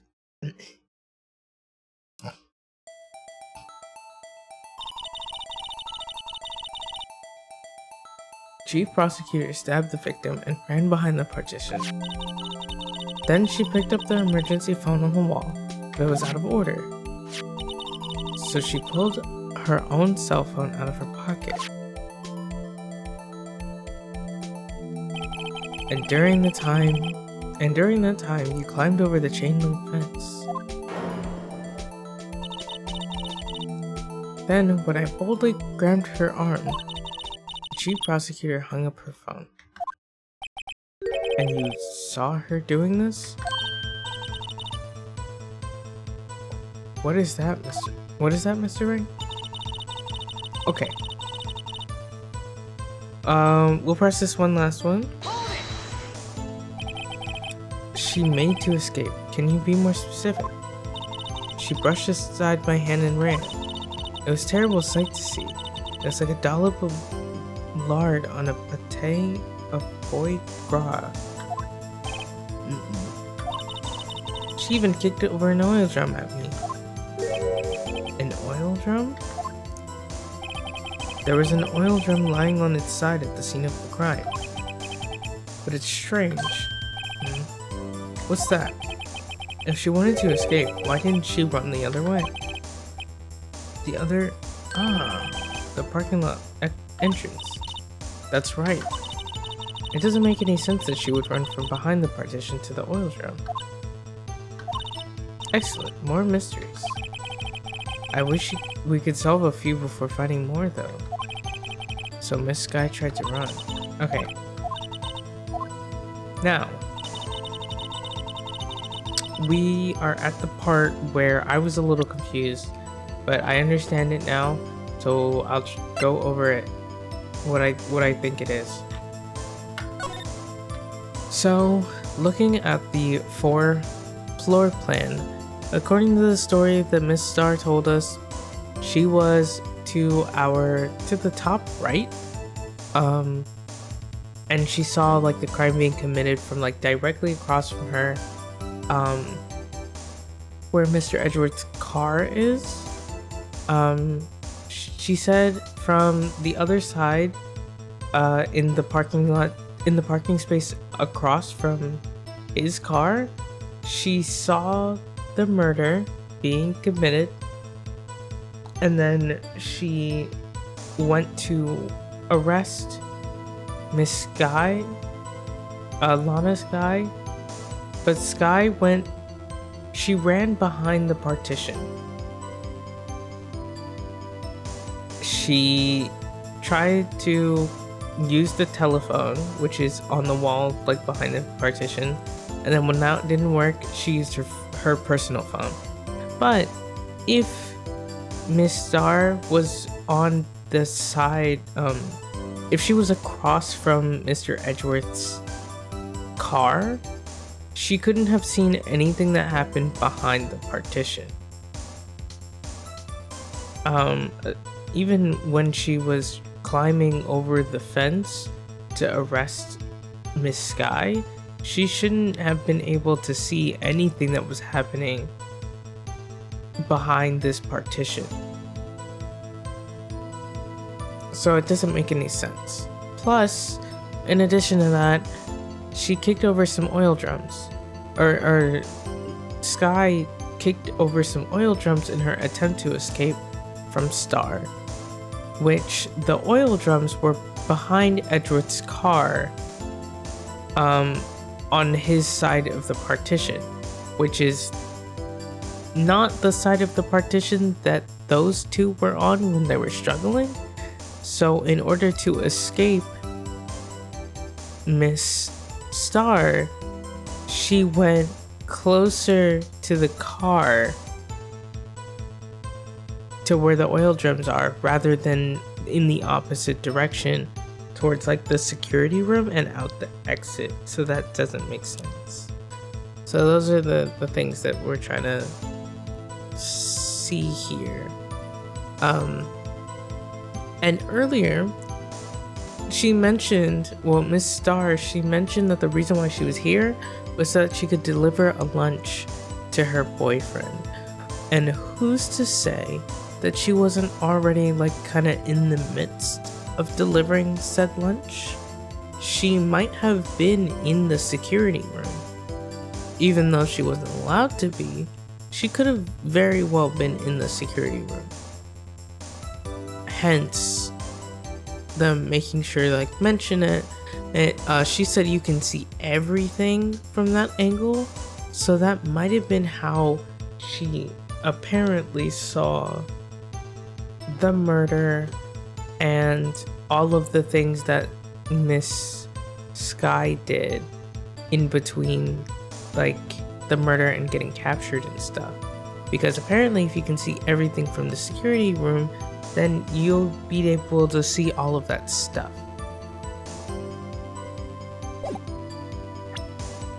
But we're gonna see if I'm right.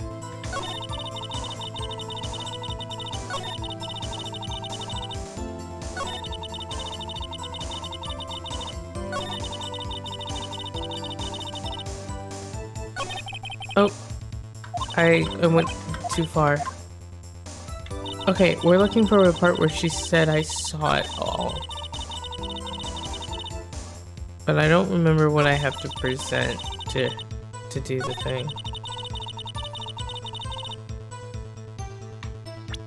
Probably the floor plans. Because if you align the floor plans with her story, it doesn't make any sense.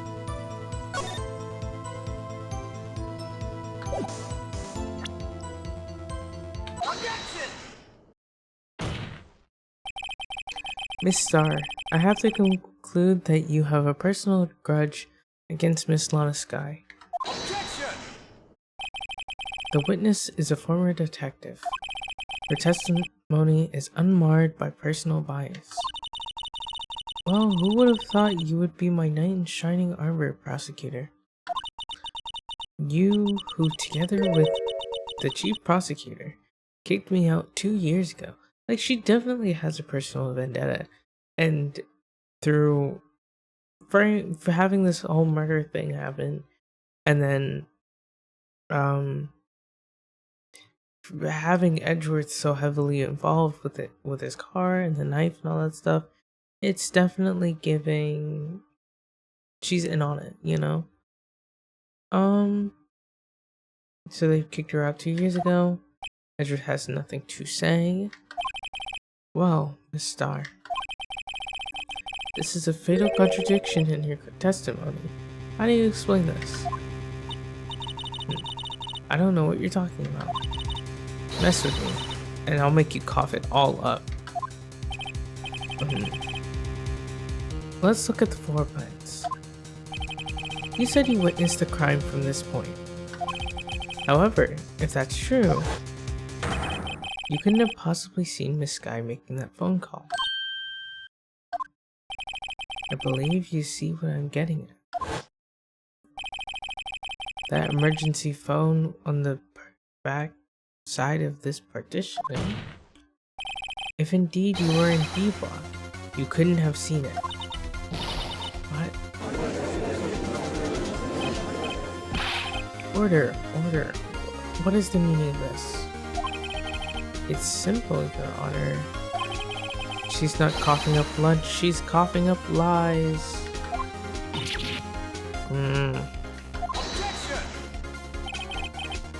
That's quite a claim, Mr. Wright. Perhaps you will allow me a question. Tell us exactly what lie this witness has told the court. This is where the counterattack begins. I can't afford to get this wrong. The witness lied about where she saw it. This guy tried to use the emergency phone, but it was out of order. What is significant about this fact? Nothing. Therefore, it would be pointless for Miss Starr to lie about it. That's what we established in the last time when I got it wrong. Pointless to lie. I see. But say the witness did actually see Miss Sky using the emergency phone. It would mean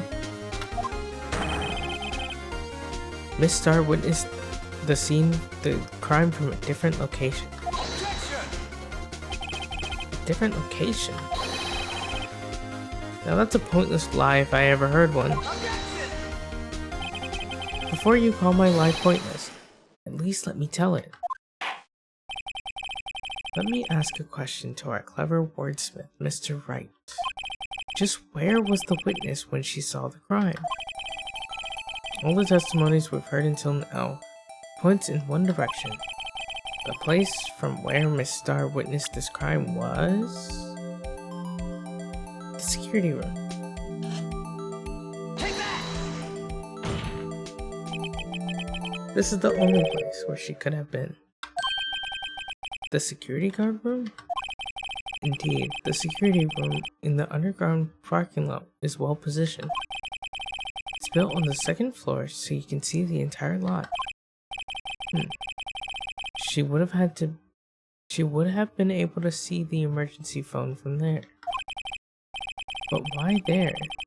There are many other places where she could have seen the phone. Not in this case, Your Honor. The witness, not being part of the prosecutor's office, couldn't park in the A-wall. The only place where she could have seen the crime in the back of the partition is here. I remember in your testimony you said you brought a lunch to your boyfriend in the security guard room, yes? Well, Miss Starr, how many years have I been getting the better of men? To think that the tables could be turned. Today a man has got the better of Angel Starr. Order, witness. What have you done? You used to be a detective. You should know better. I'm not turning back. The guilty will be punished. And I'll do what I must to make sure justice prevails. The guilty? Is she talking about Miss Guy? Mr. Wright, doesn't this strike you as odd? Why did Miss Star lie? It doesn't make sense. Huh? She could have just said she saw the crime from the security guard station. It wouldn't change anything. Exactly. The photograph tells all. This photograph tells... Wait. It was the defendant who stabbed the victim. The truth still stands.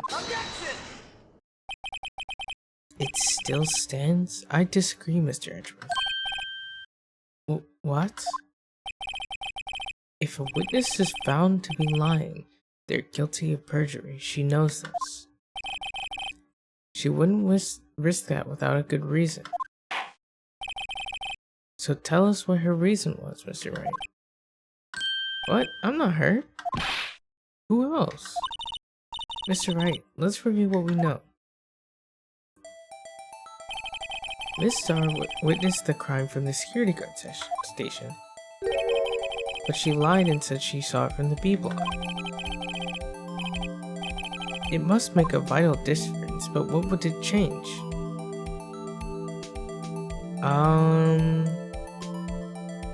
I would say the distance to the crime, right? Because she said if she was 30 feet away, but she would have been farther. And additionally, it would also change the angle of the view. She saw it from a slightly above.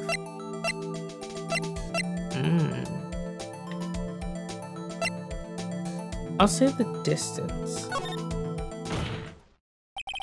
Changes the distance between her and the scene of the crime. My condolences, Mr. Wright. One look at the floor plan and it's quite clear. The distance between the scene of the crime and the guard station is 30 feet. Oh. What she saw is not the question here. What matters is the time it would take her to reach the scene of the crime. Miss Star, you witnessed the crime from the security guard station.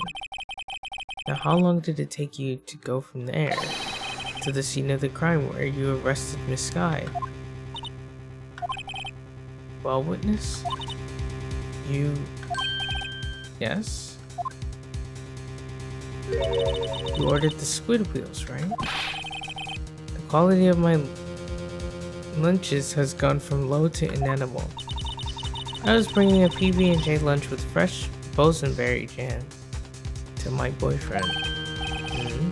Boysenberry for the boyfriend. He wasn't in the station, so I waited. I witnessed the crime from the glass-walled station.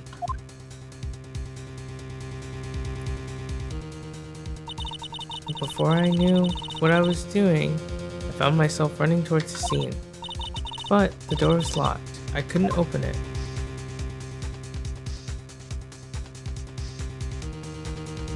Oh. So it took her like a full 20 minutes to get over there. That's why I had to go through the visitors parking in B block. That's quite a detour. Probably took me at least 5 minutes to get to the scene of the crime. 5 minutes? This changes things considerably. But it was that woman over there, in the defendant's chair, who stabbed him. I know it. I have photographic evidence. I swear it on my finest plastic spork. You have a point, and the spork is a wonderful invention. Would you like another caviar lunch? Absolutely. Uh-oh. Mr. Wright, you have to do something. Do I have any evidence to stop this? Oh, I can check my court record.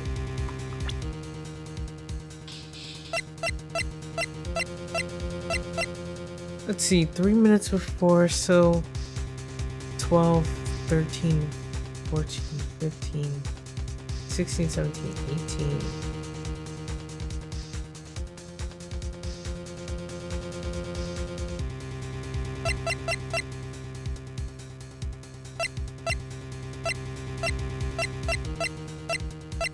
Then she had to climb over it as well.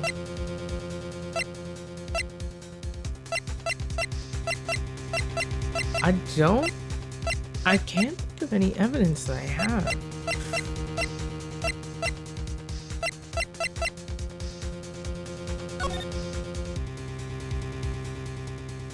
But she missed so much information. This was taken more than 5 minutes after she committed the crime.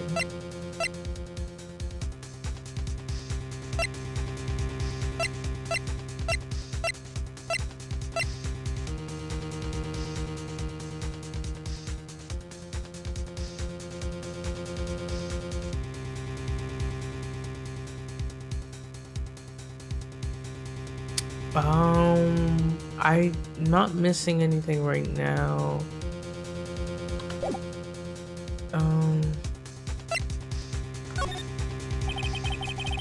I think I need more evidence before I go predicting my support from this map. Ooh, caviar. Ah, how it makes my eyes tingle. Mr. Wright, no evidence can win against the raw power of caviar. It's a scientific fact. The only thing that's left is your strong presence and your depth power of deduction. Let's screw the lid back on those overpriced fish eggs. 5 minutes between witnessing the murder and the arrest. Think about it. You could make pasta in that amount of time if you like it al dente. I've got lunchboxes that tie pasta into knots, rookie. 5-minute blank. Isn't that strange? Strange. If you were a criminal, what would you do in 5 minutes, Your Honor? Well, I guess I'd flee the scene. Hey, don't get the wrong idea. I didn't kill anyone. But you have the instincts of a killer. You would run, but this time was different. Miss Guy dawdled at the scene of the crime. She even had her picture taken. No true criminal would act this way. It's inconceivable.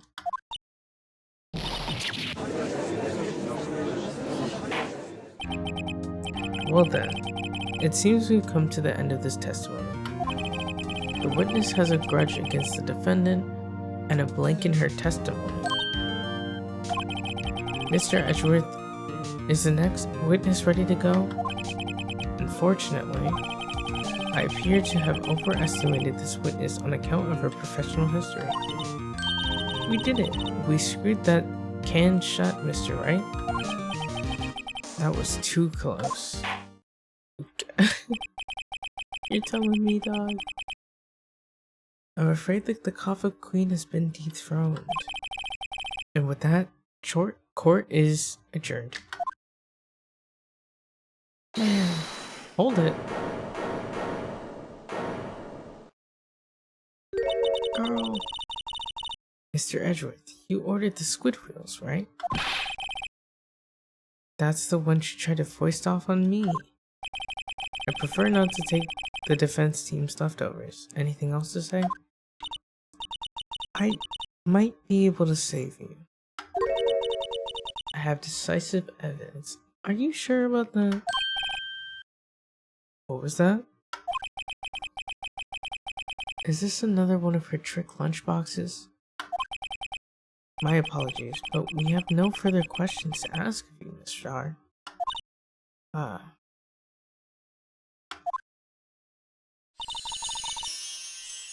Is this your jumbo lunchbox? Woohoo! A triple decker. Out of deference to the witness's determination, I'll allow one more testimony. Let's hear about this decisive evidence. Like the Lunchland motto says, you won't be disappointed. What is she gonna pull out of her lunchbox this time?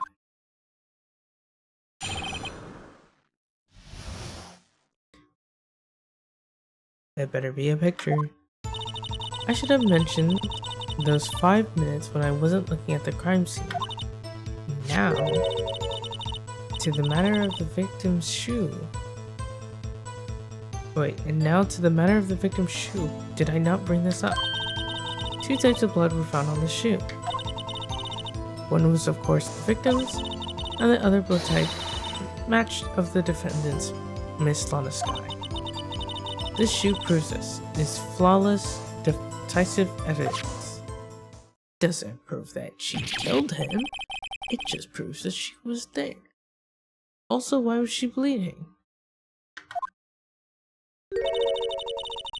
Try Lunchland for all of your lunch and decisive evidence needs. The judge said something, I just didn't say it. Witness, what is the meaning of this? Why is this the first time I've heard of this evidence? Simple, as I've already said. I don't trust you with evidence, Mr. Edgeworth. That's why I took the liberty of investigating this myself. And you had the blood test performed. Didn't I mention? I have 3 boyfriends in forensics. In any case, Your Honor, I can't accept this evidence. What? You must know the 2 rules of evidence law. Rule number 1. No evidence shall be shown without the approval of the police department. In other words, the shoe is legal evidence, at least for the time being. Is that right, Mr. Wright? It seems so. Edgeworth sure is celebrating. Not so fast, Mr. Edgeworth. Don't forget, I used to be a detective.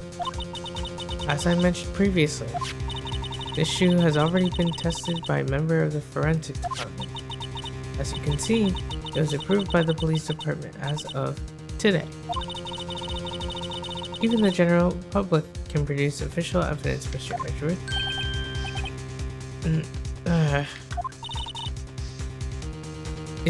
Is that right, Mr. Wright? It seems so. Edgeworth is looking pretty sullen. You could at least study some evidence law, really. The prosecution's complaints notwithstanding, it appears that this evidence satisfies the first rule of evidence law. However, it seems you have another count against you, witness. Anything to ensure the guilty are properly judged. Victim's shoe added to the court record. Okay, but what does the shoe have to do with it? Very well, Mr. Wright. You may cross-examine the witness.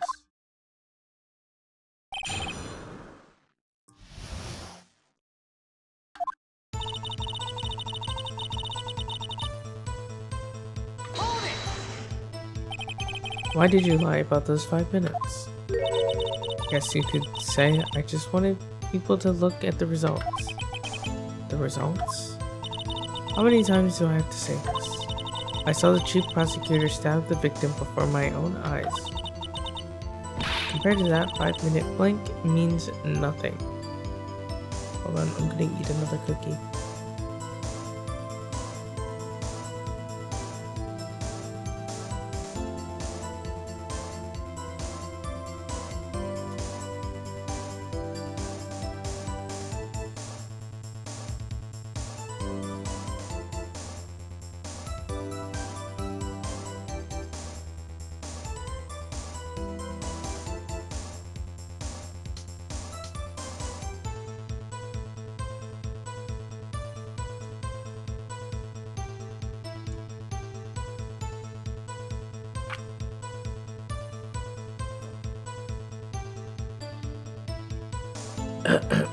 Okay. 5-minute blank means nothing. Then why didn't you just tell the truth? Don't make me laugh. We're dealing with the most untrustworthy of the vile lot known as prosecutors. Falsified evidence, arranged testimonies, erasing and manipulating evidence. When you fight monsters, you need to use every trick in the book. This is when the suspect is admitting she did it.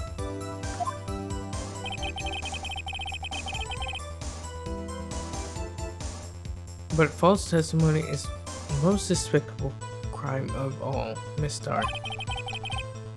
Let's just get this over with.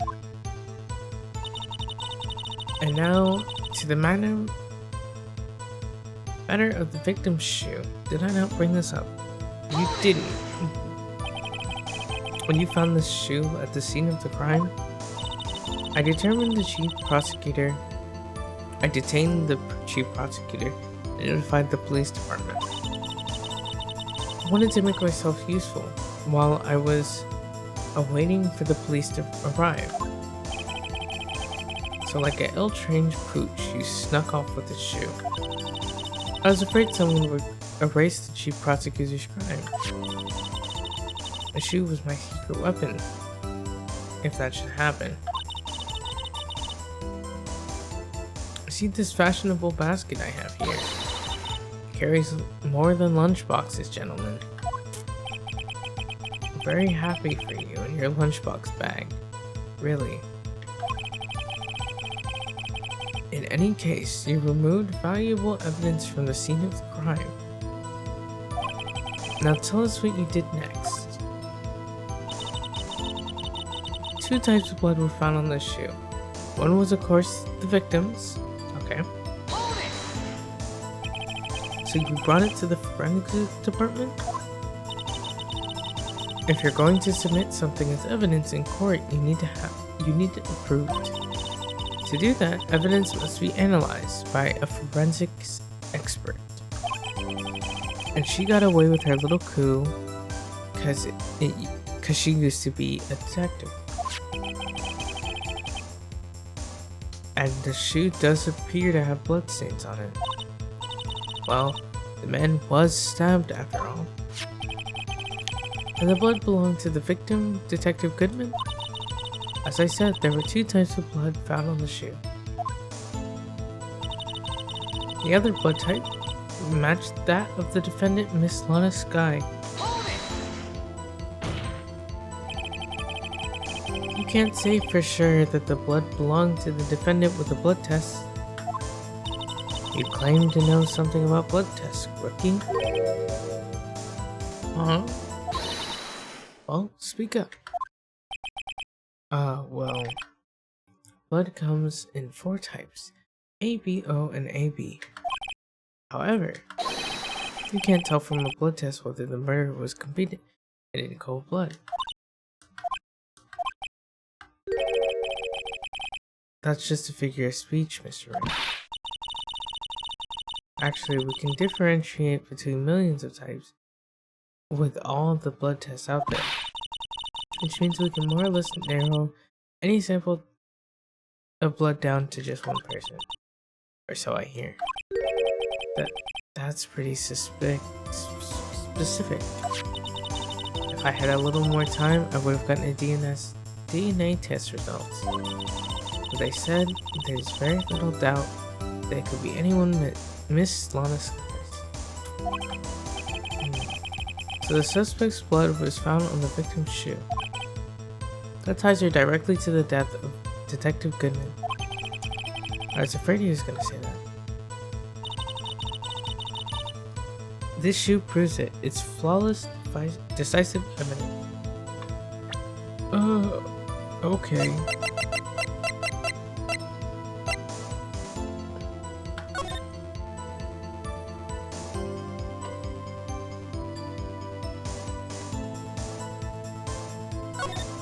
Okay, I guess this is... there's blood here too. The sole of the shoe. It's gotta be the victim's. He must have stepped in a puddle of his own blood. All this blood, it's horrible. This blood might be an important clue. Whose shoe is this? This blood, it's my sister's, right? It appears so. Lana's right hand was bandaged when we saw her in jail. She must have cut herself at the time of the crime. Poor sis. Okay, so specifically the blood on the bottom of the shoe is interesting.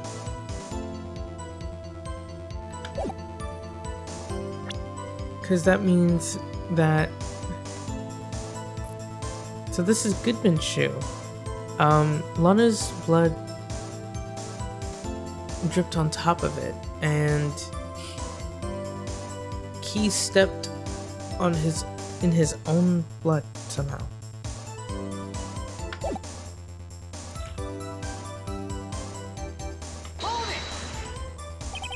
Can't let this evidence go through without a fight. You ordered the peppered fish guts, right? No. Some like it hot, Mr. Wright. Some, like your client, she's in enough hot water to make the whole vat of soup. Mr. Wright, do you or don't you have a problem with this shoe? Problem? This is critical. Is there a problem with the victim's shoe? There is a bit of a problem, yeah. I'm not imagining things. I'd say there's one critical problem with this evidence, a clear contradiction. That gleam in your eyes. You're still young, rookie. I'd give you a peppered fish gut now. But you couldn't take the heat, could you? Let's hear what Mr. Wright has to say. What's contradictory about the victim's shoe? Show us the problem with this evidence.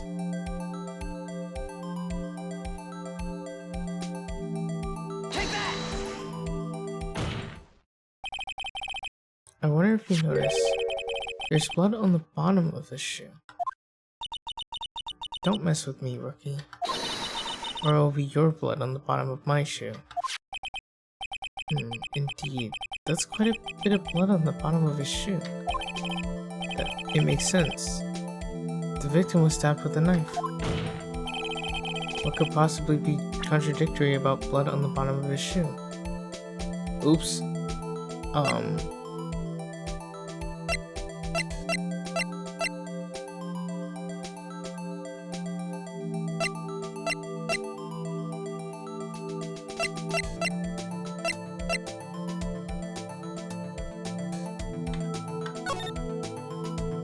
There isn't any blood on the floor.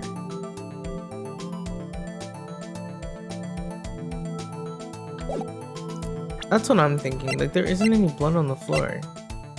But how did he step on his own blood?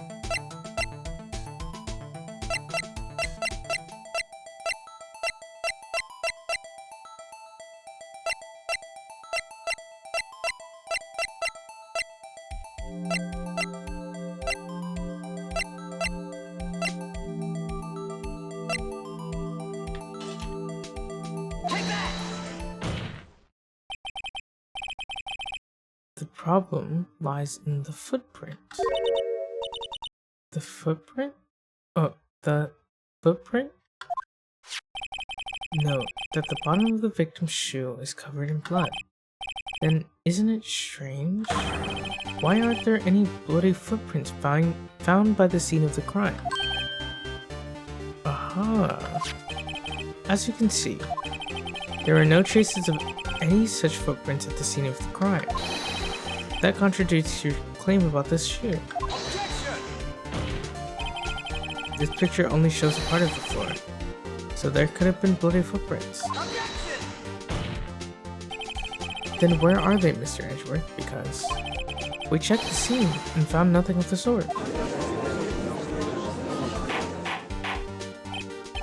Order, order, order. Well, witness? What? Huh? Great going, Mr. Wright, but it's true that the lack of a footprint is a contradiction. But then we have to ask why there wasn't a footprint. Oh, that's true. There has to be a reason why there wasn't a footprint. Think, Mr. Wright, think. Hey, I don't know why it's not there. I'm just good at finding contradictions. What?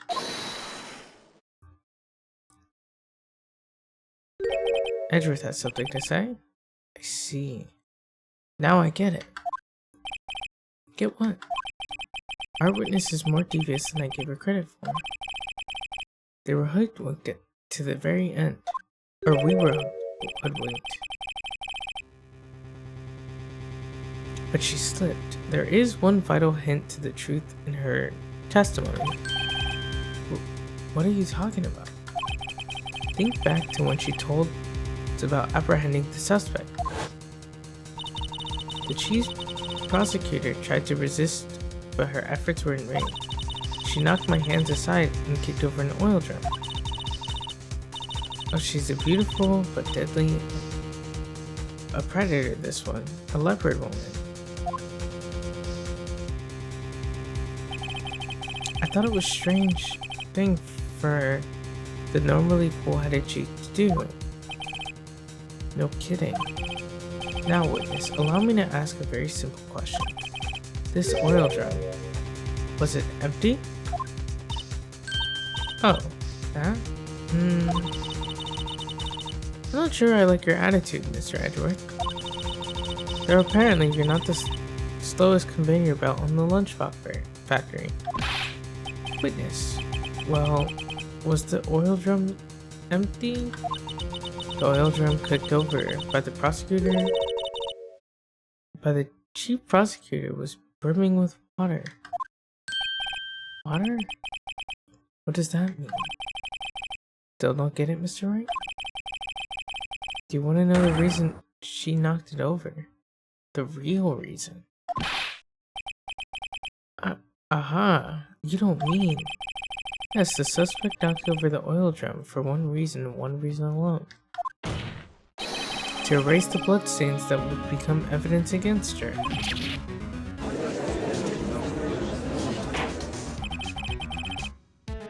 That ties up things quite nicely. Bloodstains left on the victim's shoes tie her quite clearly to the murder. Then after the deed is done, she knocked over the oil drum to erase telltale signs. Why, that's a prosecutor's specialty. Erasing evidence.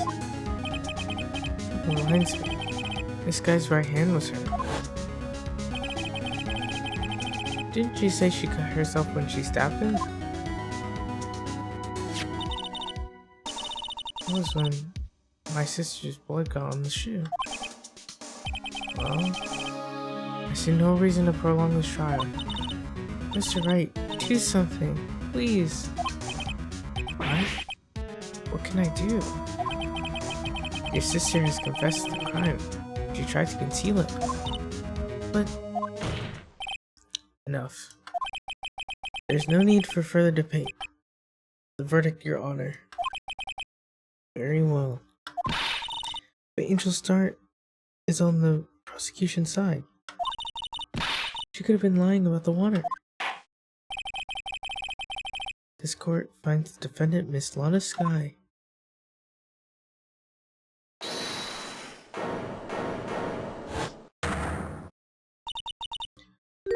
Little girl, what did you just say?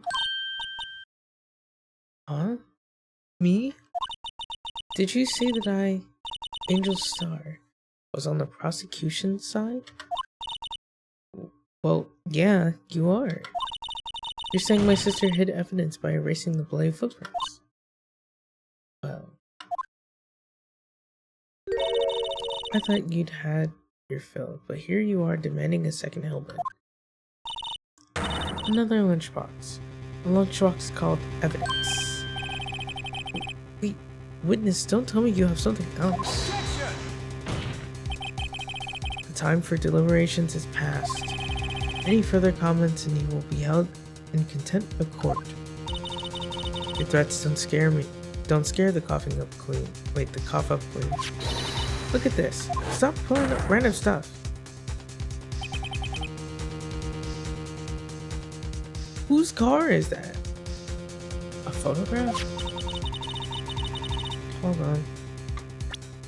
Is that the same garish car that we saw earlier? Maybe.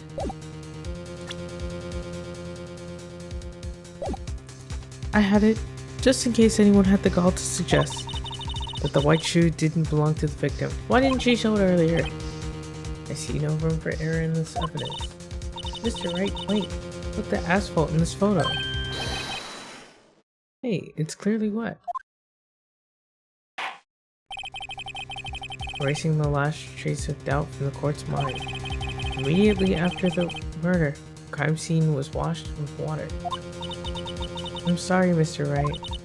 I guess I couldn't help after all. It's not your fault. I knew I couldn't win this case from the beginning, and it seems this is what your sister wanted anyway.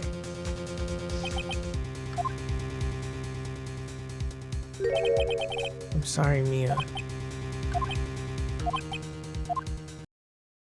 Right, wet or not, don't be so quick to throw in this towel. Get yourself up off the asphalt. Take another good look. Don't give up. Not until the better end. This is the last piece of evidence. Very well. This time I'd like to declare a verdict for good. Can I? Your Honor, wait. What is what is it with you people? Can't I hand down my verdict in peace and anymore? Whatever it is, can it wait? No, it can't. Then it will be too late. Look at this photograph, the last one submitted. The trial isn't over until we give each piece of evidence proper consideration. So, right. Are you saying there's a problem with this latest piece of evidence? Can I look at it?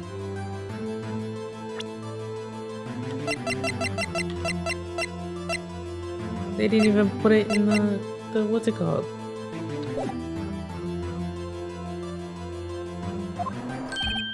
Yeah. I'll think later. Yeah, there's a problem. Right or wrong, I've got to go ahead with this. I suppose since we've come this far, we should give every claim a fair shake. Very well, Mr. Wright. Show the court the problem with this photograph.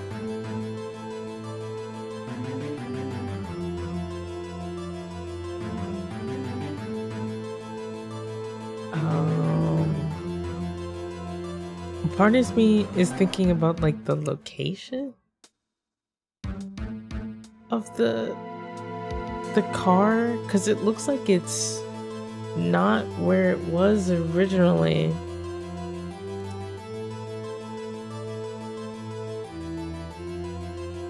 Alright, let's look at this. So we have the stab wound that's got his thing in it. How did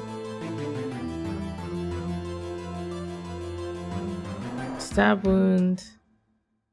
He's lying in the car. He's got his shoe off. His shoe's on the ground over here. Something is sticking out of this car. What's going on with Edger's car? Take that!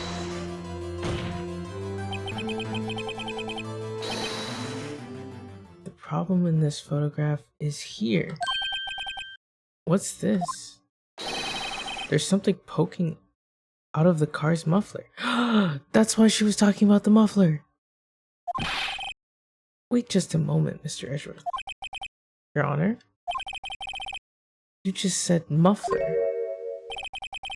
However, I see no trace of a muffler or scarf of any kind in this photograph. A muffler is also a part on a car or motorcycle, Your Honor. Just think of it as part of the exhaust system, a pipe. I see, and I see. What is this suspicious looking claw sticking out of the car's muffler? So what if there's something sticking out of the muffler? What does that have to do with this case? Nothing. Absolutely nothing. Objection! Sorry, Miss Starr, but it's not going to be that easy. In fact, you already told us why this is important to the case. You said as much in your testimony. What? Let's hear what Mr. Wright has on his mind. Tell us what you think of this piece of cloth in the muffler. Tell us why you think this piece of cloth in the muffler is related to the case. Oh. Take that! Then the muffler was really important to her. Miss Starr, recall your testimony for the court. Ah, yes. When I arrested her, she mentioned the muffler. That's what. It had me confused in my earlier testimony. Muffler. Could it be the muffler you heard mentioned was actually this exhaust pipe? If so, that means this piece of cloth is vital evidence. Oh.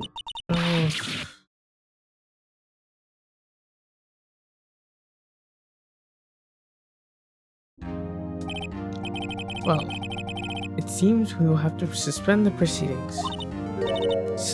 Suspend?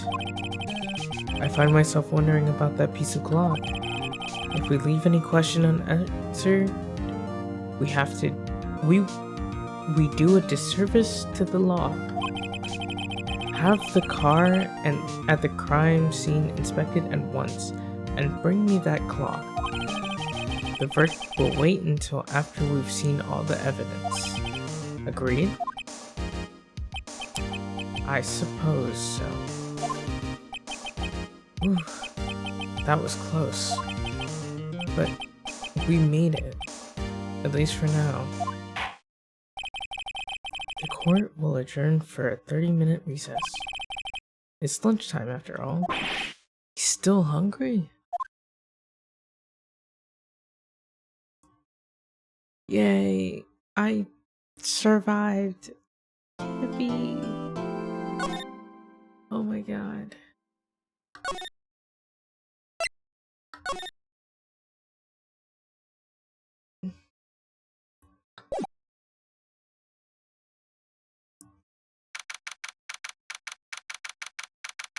Okay. We're calling it for the night. I gotta go to sleep.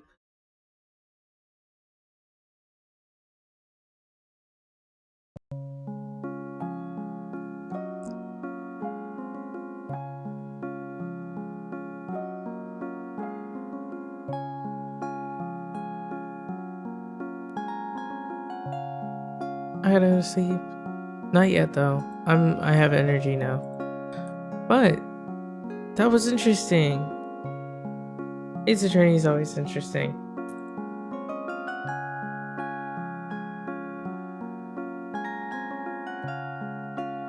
I didn't expect myself to fumble that hard when it came to all of that stuff. But I forget that I'm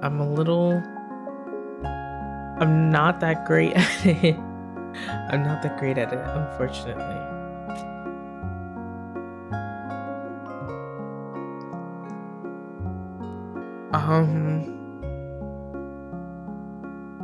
And I'm starting to see why I struggle playing this game. I do usually, well, first I apologize for like kind of dozing off a little bit, because I did kind of doze off like once or twice during the game. Just a little bit. I didn't doze off for that long, but I know one of the people I watch, Uki, well, he's not the only one.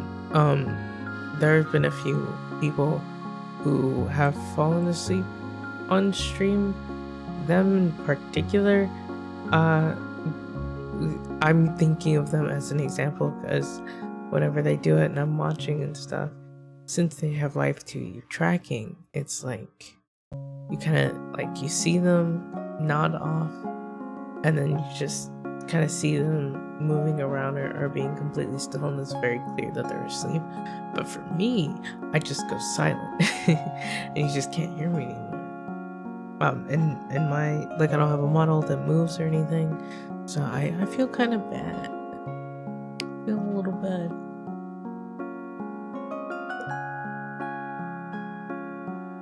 But highly dependent on my sleep schedule, highly dependent on if I just streamed earlier in the day, then we might not have this kind of issue, but that's a huge might because I end up falling asleep during the day anyways.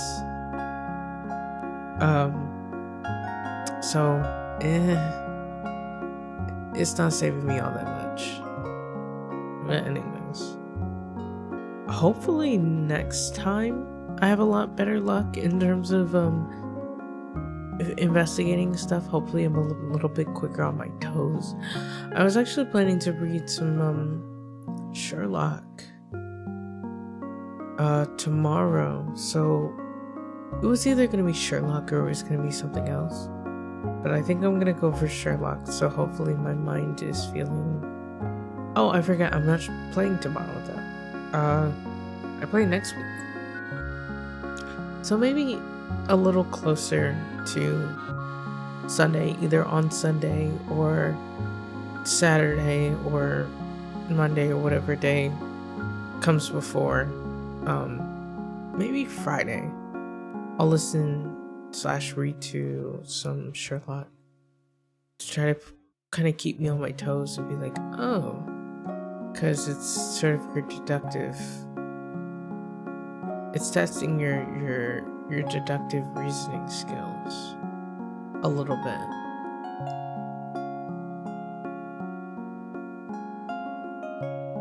Just a smidge.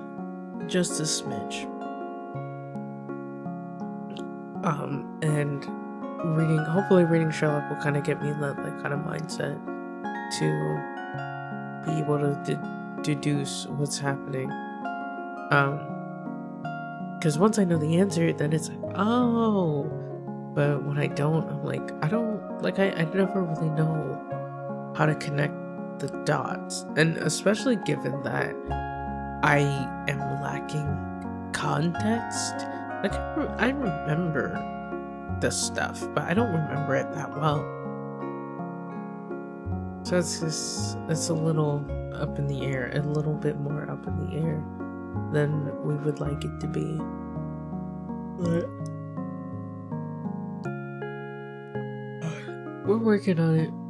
We are working on it, for sure. Hopefully my voice isn't shot tomorrow, because I know Ace Attorney did put a huge strain on my voice, and I was like, man, I've never felt like this before. So, but at least I have some special tea for it, and I need to drink more water. But I also did some vocal warm-ups today, and I've been doing them every week. So hopefully it's not too bad. Hopefully. Anyways, thank you for stopping by. Thank you for watching. Gonna be doing this every week. We're gonna at least finish episode 5, and then after I'm done with episode 5, we'll see.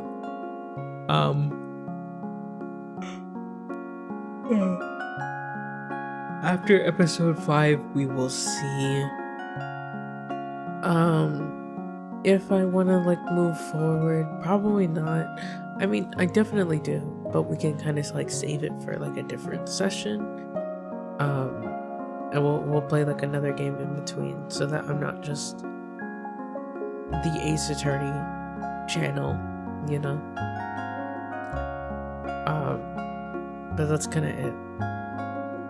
We're just focusing on Ace Attorney, and trying to stream and stuff.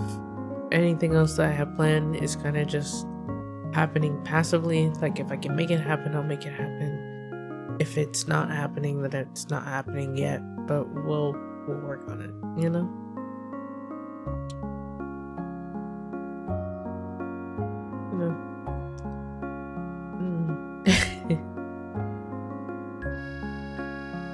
Sorry for keeping you for so long with the having to start over and stuff. Tried to speed through it as fast as I could, but I'm sorry. Hopefully next week is a lot of fun. Today was fun. I was just sleepy. And I bet next week is gonna be even better. Because we're gonna be going into it with a lot fresher of a brain on it. So that's gonna be good.